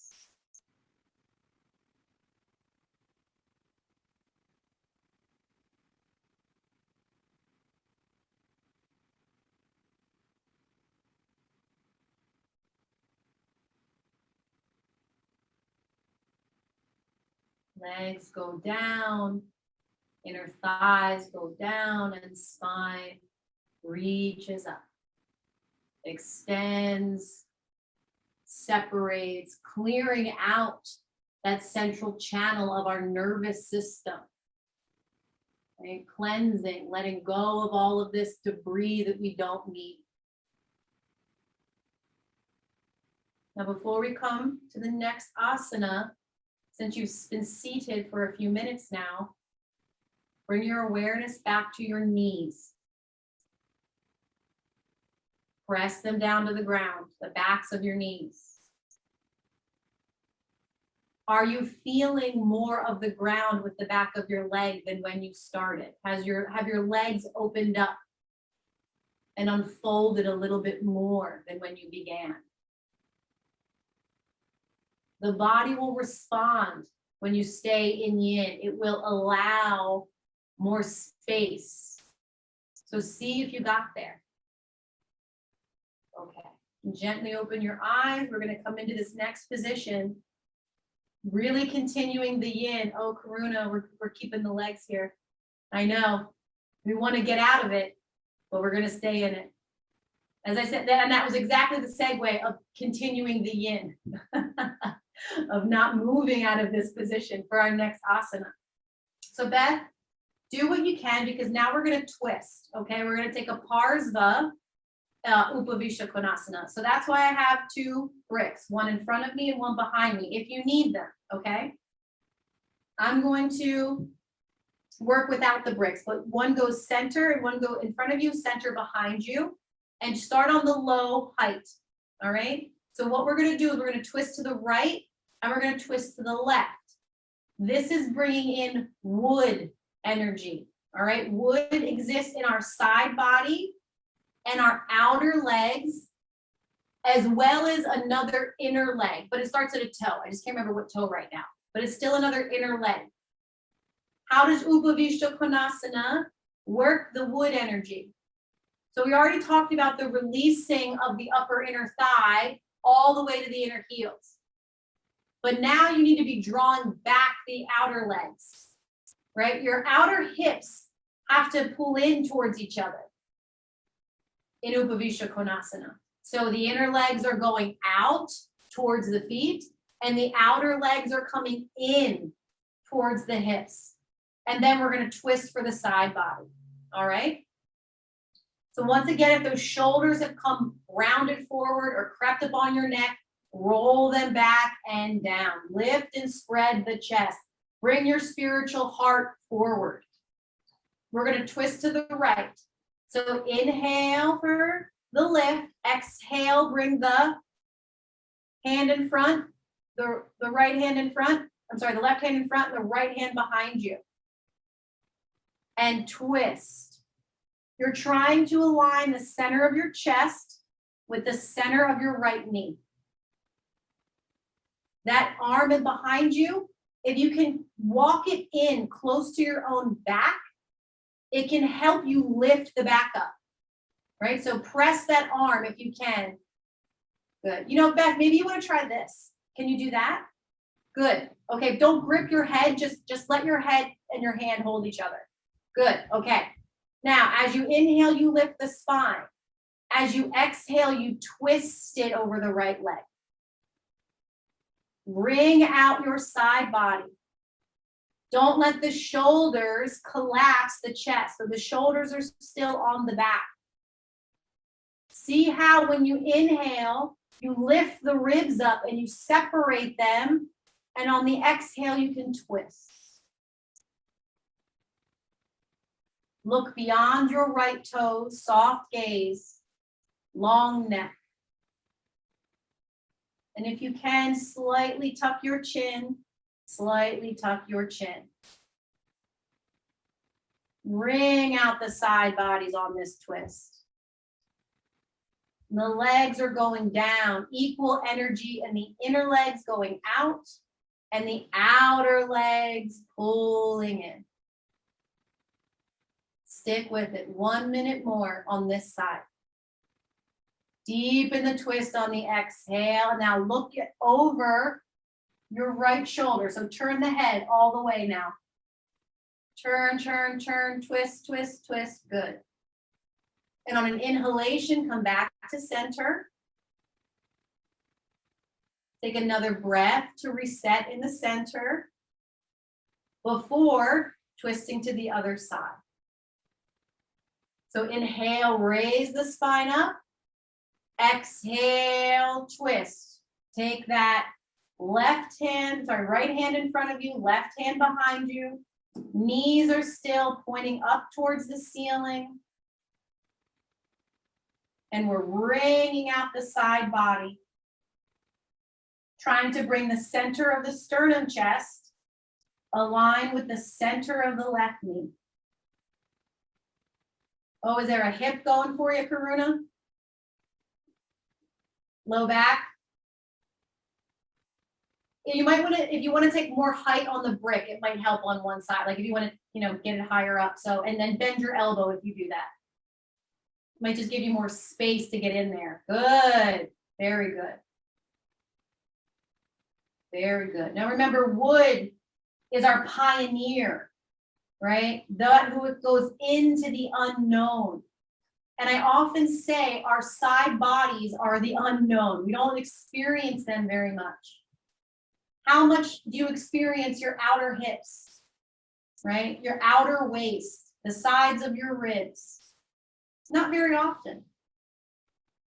So it can be unknown to you. So make it known to you. Expand the rib cage from the inside with the breath out towards the skin and get sensation in that side body. Let those inner legs move to the inner heels and draw the outer legs up into the outer hips. Shine a light into those unknown areas. Pioneer through the side body. And keep that soft twist in the spine. One more minute here. Inhaling soft, slow, and smooth through the nose, and exhaling through the nose. The wood energy we seek to release is anger.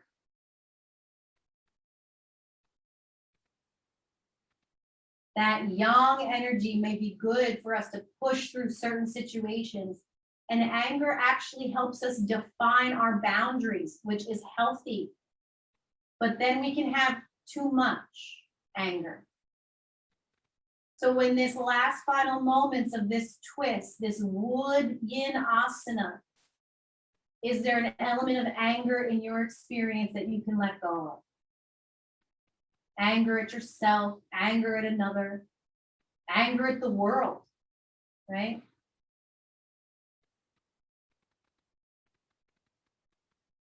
Focus on that release.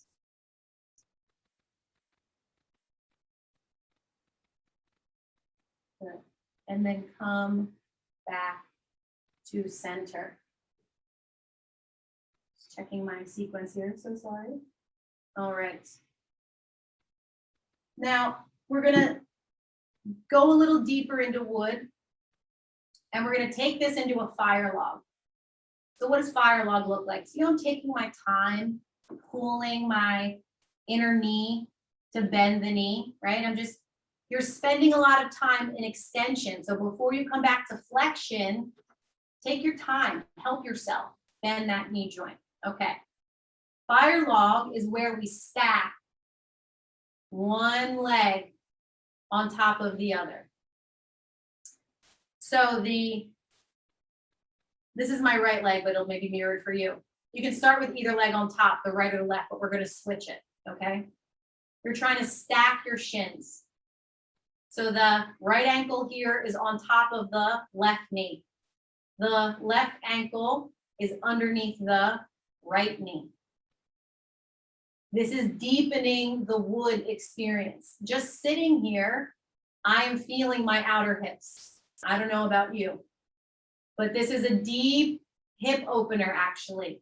It's a modification. If you've ever practiced pigeon pose called swan in yoga, this is a modification if you don't get fully into pigeon, okay?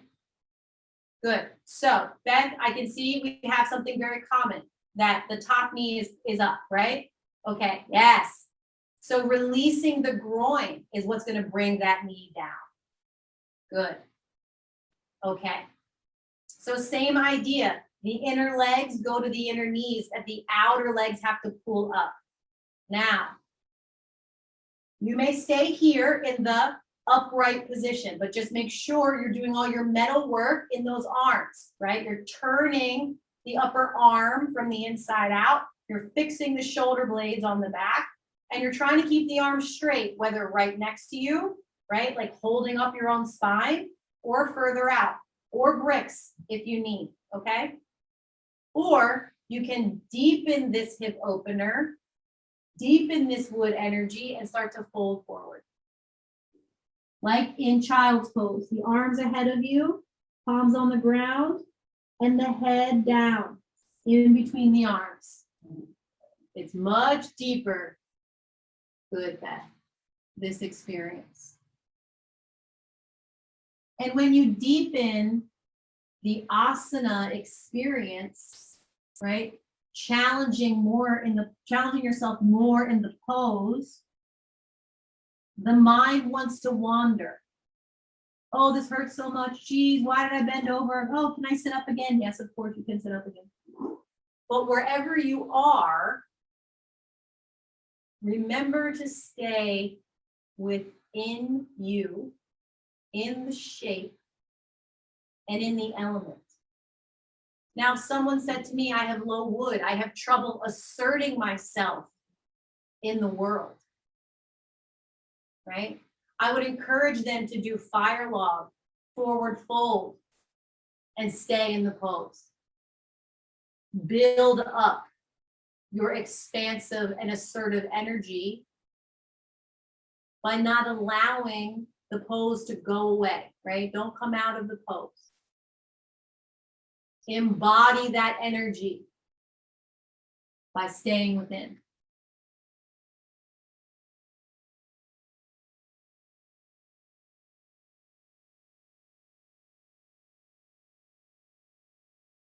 It is an invitation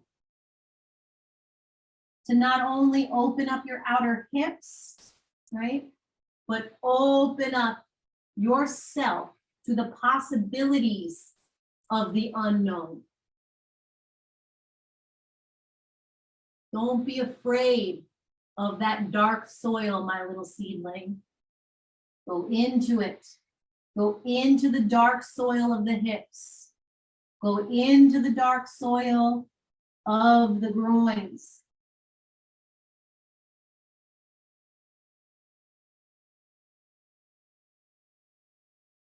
And breathe there, right? It's the prana that moves the chi throughout the body along those meridians. The messenger, if you will.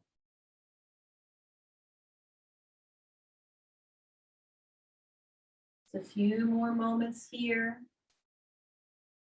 With that knowledge, does your fold deepen? Can your spine go any further?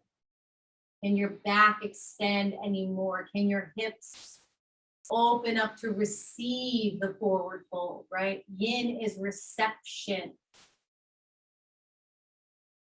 And then slowly, if you can, keep your eyes closed, come to sit back up and change the crossing of your fire log. So if your right leg was on top, you're going to take your left leg, but stretch your legs out first, re-extend the knees, open the soles of the feet. Good, Beth, yes. Be kind to your knee joint, and then take that opposite cross. Now you may find one side comes easier than the other in terms of the knees and the ankles making contact. So one hip may be more open, or one hip may be more tight, or one groin might be holding on for dear life, right? We have different experiences. See, back on this side, that knee came right down, right? Not like the other side, different. This is good, right? This is awareness. Karuna's supporting the top knee. Excellent choice. She put a pillow underneath of it, right? Very good. So now again, take the legs down, but the spine ascends. And you're going to stay in the Utthita stage, the seated upright stage, or you're going to bend forward. Now, I'm going to give you a little tip, Beth. You see how your ankle is curled and you're more on the top of your foot? Yeah. In the beginning of Swastikasana, we said to try and be on the outer edge of your foot. That'll straighten out the ankle. Yeah. Now the knee might have come up. Oh, there you go. It goes right down. Look at that. Excellent. You're clearing that pathway for the energy, right? With the alignment. Because again, The meridians start in the feet and the hands. So we need to be a little metal about the feet and the hands here. Okay. You know what else you can do, Beth? You can take your chair in front of you and put both hands on your chair to forward fold or your step stool. That way you're not compromised.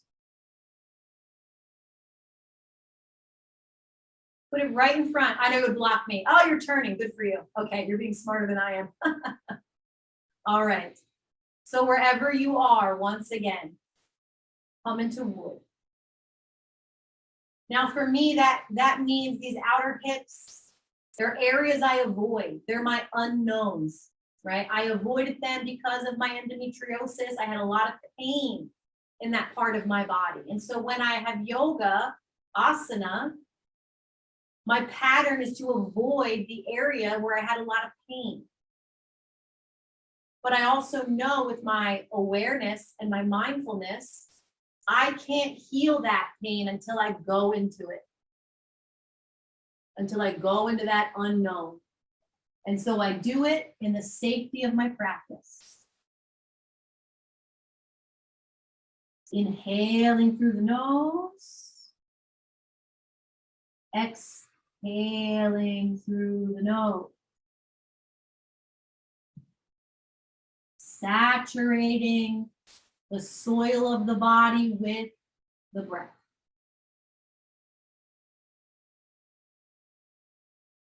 And in that saturation, can you let go of something that angers you?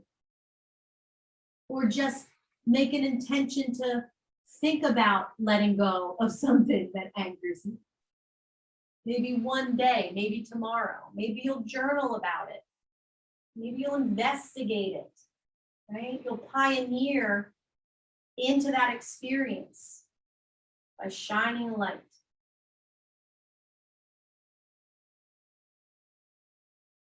One more minute here on this side.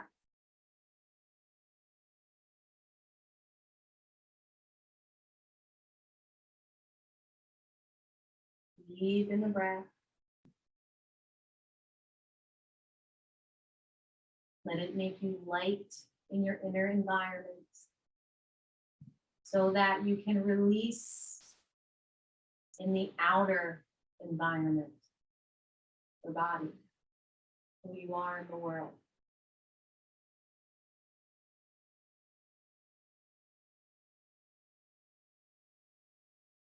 Slow, soft, smooth inhalations and slow, soft, smooth exhalations.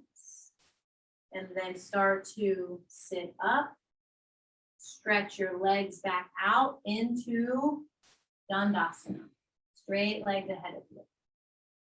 Still be seated on your blanket. Now, does more of your back of your leg touch the ground? Do you feel more opening in your legs, right? We take the time and we do this unfolding. It should just happen on its own. Now, I apologize because I went from metal to water to wood and I had two water poses. So we're just gonna take a little quick detour back to water. Yes, Beth, keep that chair in front of you because we're gonna do another forward fold. If you can put it even just, can you put it on in front of your shins or on top of your shins? So it's right in front, okay. So in Upavishta Konasana, we talked about the liver, which is the inner legs into the pelvis and into the center body. The back body, your entire back body, all the way to over the crown of your head and into your eyes, starting at the foot, is water, your entire back body, and that is the bladder.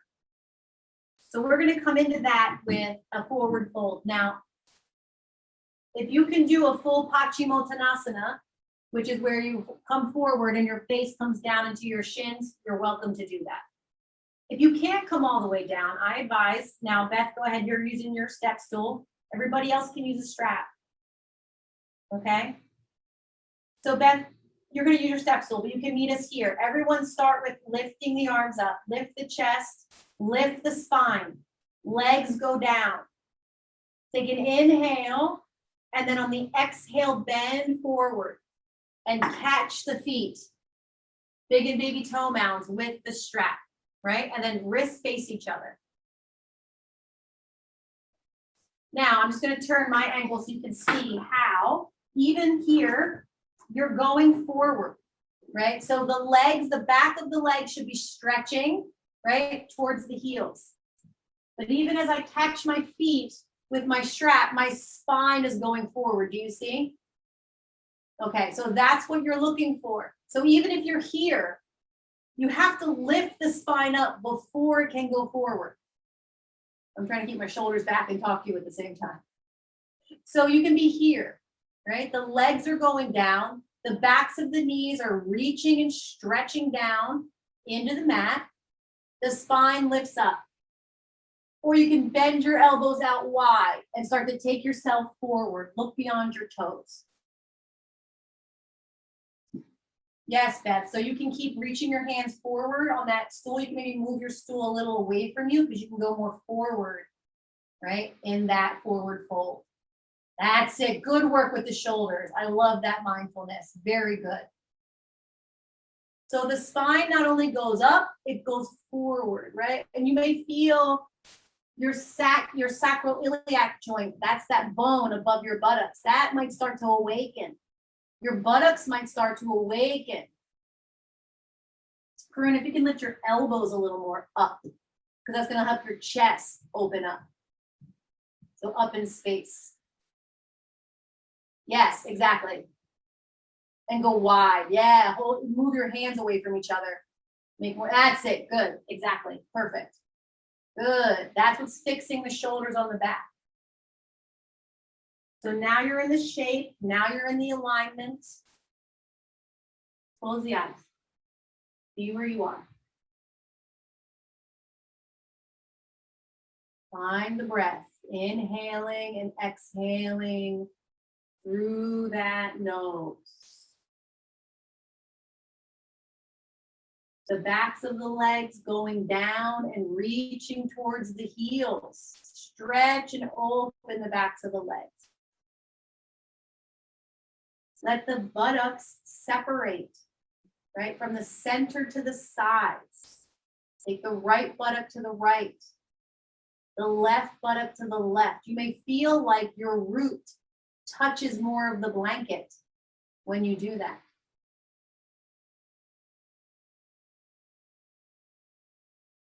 The spinal muscles are stretching top to bottom. So if you let your shoulders round and you round your back, you're not stretching the spinal muscles top to bottom.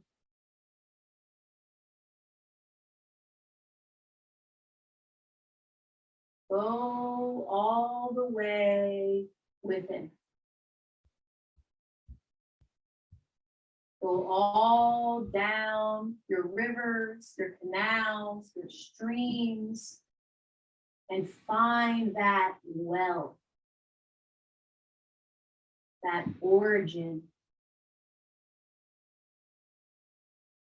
Maybe it's in your heart. And if you don't like forward extensions, find out why. Oh, I have tight hamstrings. Oh, my low back wants to give out. Okay, all those things are very real. How can you help them? Stay with the medicine. Stay in the pose. And if you are in the yin state of mind and the body's receiving this pose, can your spine come a little more forward and down?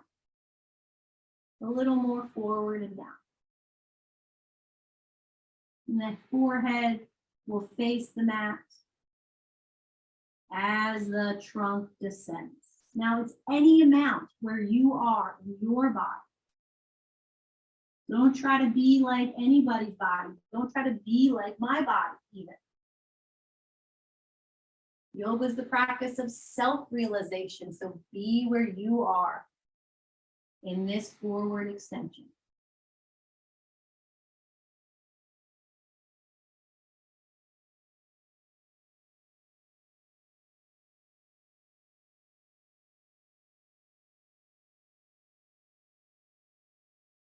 And you stay even 1 minute more. And the knees go any more down. And something release and a fear be addressed. Or even acknowledged, right? Awareness is the first step. And on an inhale, start to unfurl, go slow, and sit all the way up. That felt like a deep cleanse. That was lovely. We're going to move into a tabletop position now. So you're going to want to start to bend your knees and let your feet come to the mat. I'm going to be kind to myself, and I'm going to take my blanket. I'm going to open it up because on my tabletop, this is going to be for my shins because my shins can get bony on the mat. And that can take me out of the pose, and I don't want to be taken out of the pose. So come to all fours, and now we're going to do something called thread the needle, which is coming into our fire meridians of the heart and the small intestine. So fire meridian starts at this underside of the top of the pinky, goes along the back side of the arm, the back side of the shoulder, does a bunch of like zigzagging there, and then comes up the back of the neck, around that back of the jaw and into the ear. All right, so that's one meridian. It's the small intestine meridian. And when you look on in your deck, you'll see that. The heart meridian, yeah, that's right. It starts on the middle finger, inner arm, right? Right into the heart, boom. So the meridians for the lung, metal, and for the heart, fire, are close to each other, okay? So let's just know that. So we're coming into asana for the heart, threading the needle. So watch here. I'm gonna inhale, open up my chest to the wall behind me, lift my arm up. Exhale, take that arm underneath and be on the outer arm, okay? This top arm, you have several choices. You can do this as I am, tenting the fingertips and the elbows straight up into the air. You can take it over your ear, right? Or you can take it behind your back. Your choice. But you're really opening up the back of the arm, the back of the shoulder, and the side of the neck here. This is the back of the heart, often referred to in yoga class. So the arm that's on the ground now and extended, reach from the back of the shoulder to the fingertips and press down into the mat. Let the neck be long on both sides. Don't grip the jaw and don't grip the eyebrow. Fire is a lot of yang, so bring the yin. The head goes down, the side of the head on the mat. The back of the arm, the back of the shoulder goes down. Hips are soft. Legs are soft. Keep the breath soft.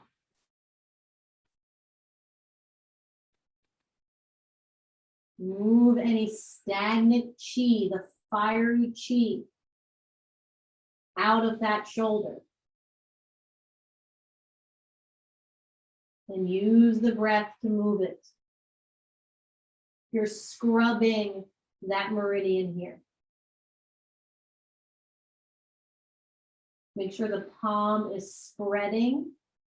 The thumb and the pinky are moving away from each other. And the thumb joint on the top of the hand, you can see it if you look at it. You want to reach that down towards the ground. It's going to open up this meridian so much more. Where do you need joy in your life? Search yourself and see where you need to release joy, right? Either releasing by noting that you're too joyful and you need to simmer down a little bit and get a little too excited, right? Like when a puppy sees you come home and they're so super excited they can't calm down. It's too much joy. You gotta temper that joy. Or something's not joyful enough. Like maybe this asana pose you're having a hard time finding joy in. But name it before we move on. And one more time, press the shoulder into the mat, and from the shoulder blade, stretch and reach into the fingertips, extend the elbow. And then to come out, first, take the other hand back to the position of being tented, fingertips and the elbows towards the ceiling. Then turn the forehead first to the ground. Then unthread the needle, come all the way back and up, turning the chest to the side wall before taking that arm down, and then take it to the other side, right? So lift the opposite arm up, turn the chest to the other wall, and thread that needle. Now, I'm not going to do because then it's going to turn me away from the camera. So you do. So for you, Beth, you can put your hand on bricks if that is helpful. You can put 2 bricks up there if that is easier. Yeah, and don't worry about coming all the way down. You can use, yeah, good idea, use books.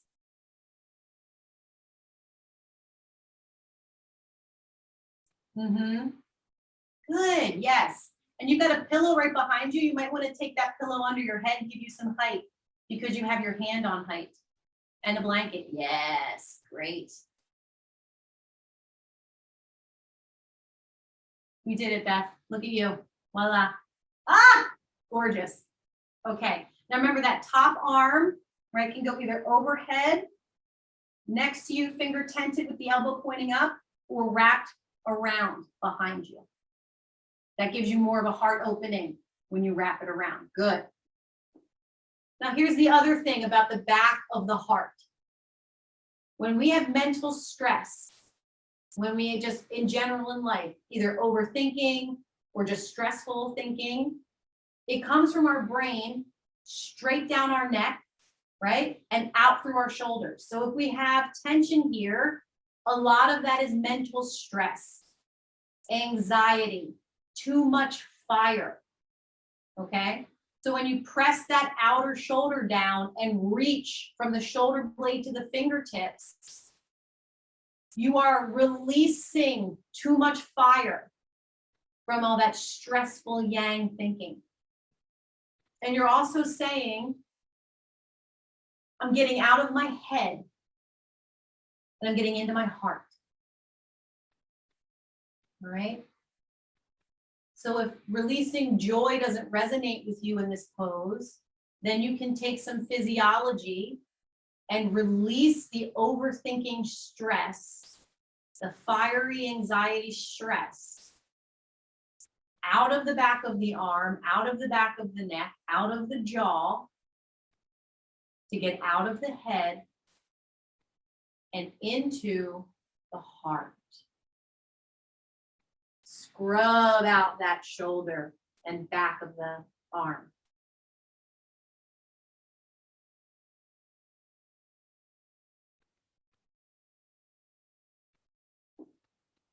A few moments more. Good.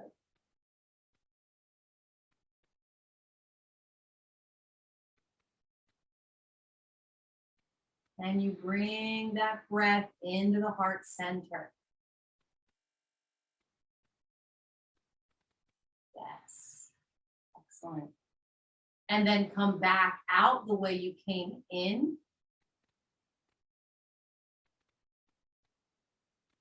For that fiery pose. Okay, come back to tabletop.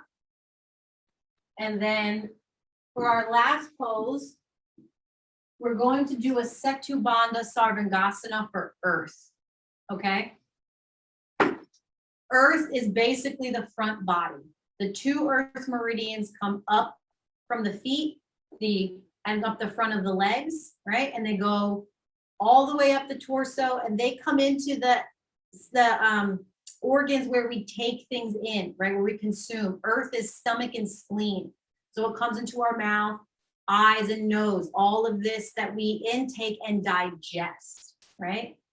So to open this front body, to let go of releasing worry or doubt, we're doing Setu Bandha. Two ways that you can do. You can do with a brick, which is more intense, or a bolster, or a blanket made bolster, either one, right? So you can choose your props.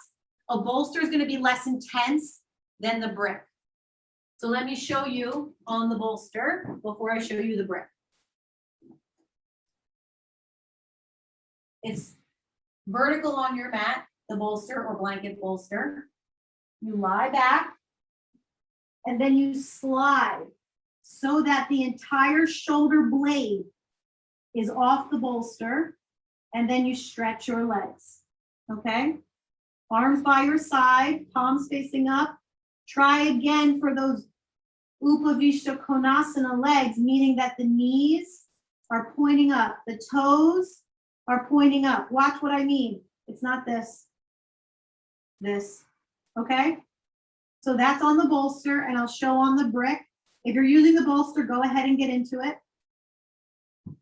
If you're going to use the brick for anyone who wants to do, I'll show that. So we start lying on our back, bent knees, feet planted. You're going to lift your hips. Try to lift your hips by lifting, lifting your toes, not your heels, right? Try to lift your toes to lift your hips. And I have giant pants on, so you can't see. I'm taking the brick to the tall side, vertically on my sacrum. Can you see? Ah, there we go. So there's the brick on the tall side on my sacrum. And then from here, I extend the legs one by one, arms down by the side. Earth energy. Peacemaker energy. Grounded energy. The front body is much deeper than the back body. So it takes more time to open up. I wish I had all the time in the world for yin yoga. But if you struggle with the front body opening, this Setu Bandha is something you can do as often as you wish at home.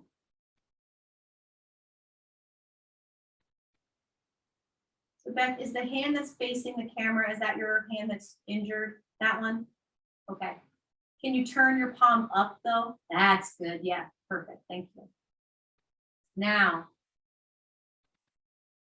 the earth, the groundedness, the stability, the nurturance of earth invites us to let go of that what we doubt, right?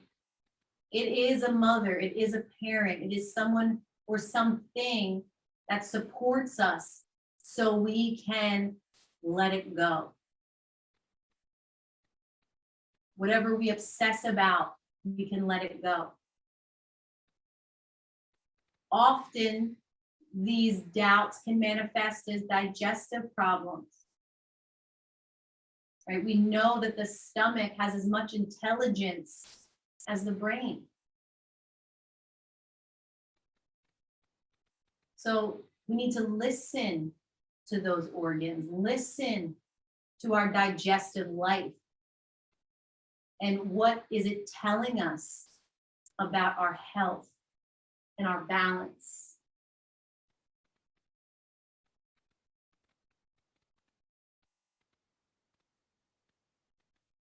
So now just unfurl from the center of your body out to the sides. Maybe your abdomen, those abdominal muscles feel like they're spreading out. Maybe the tops of your thighs, the front of your thighs, maybe they feel like they're stretching to the heels. The sacrum bone, once again, the bone that's on your back body above your buttocks is on the support. Is that sacrum bone being moved more deeply in so the front of your pelvis opens up, widens, expands?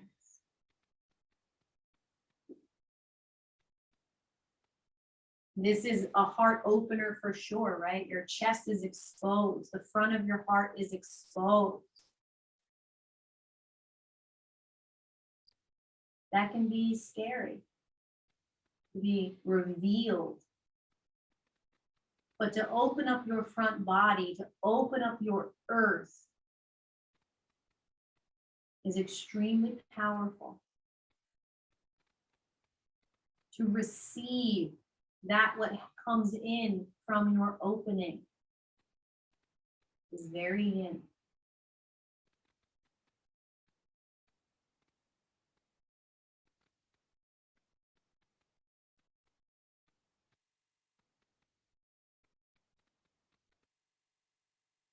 Now just for a few moments, find your breath.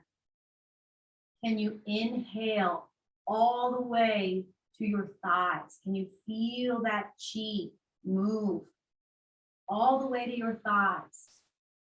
And when you exhale, can you widen yourself from the center out to the sides? Try that again. On an inhale, go all the way down to those thigh muscles. And on the exhale, spread from the center to the sides. Last one. Take a full inhalation, go as far down, reach down with that energy. And exhale, soften and expand into that space. Then slowly bend the knees. Plant your feet. Roll off the props to one side. Stop in a fetal position. Be there for a moment before you come all the way up. Now, we're going to end class by coming back to our seated pose, Swastikasana. Take your blanket, your cushion, whatever you want to sit on. I'm on one folded blanket. You might want two. You might want to sit on your bolster or a mat. Now remember, we come in by crossing at the top of the shins. Be on the outer edges of your feet already as you cross your shins at the top. And then let the knees go wide and the feet walk underneath the view. Legs go down. Roll the shoulder bones back, shoulder blades in. Lift the spine, lift the navel, lift the heart center. Head, neck, and chest in one line. Close the eyes. And I ask you, is this a different seat than when you started class? Is the mind quality different? Is the breath quality different? Are you more inside yourself in your seat? Ready for what's beyond in your meditation practice? Hold your hands in prayer, Namaskar Mudra in front of your chest. Keep the spine lifted on the exhale, and on the inhale, on the exhale, bow your head. to that deep place within, that spiritual heart, the aim for all of us on the yogic path, and thank it for existing and for being a place you can journey to for all kinds of well-being. Om Shanti, Shanti, Shanti. Peace, peace, peace. Gently raise the head, release the hands to the legs, and softly open your eyes. Thank you all for this practice. I would love to hear if your seat felt any different after the yin yoga.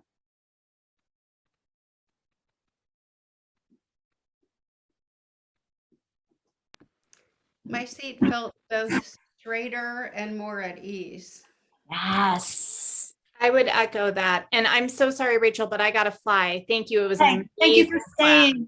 Oh, I appreciate you so much. Thank you. Thank you. How about you? Any improvement in your seat?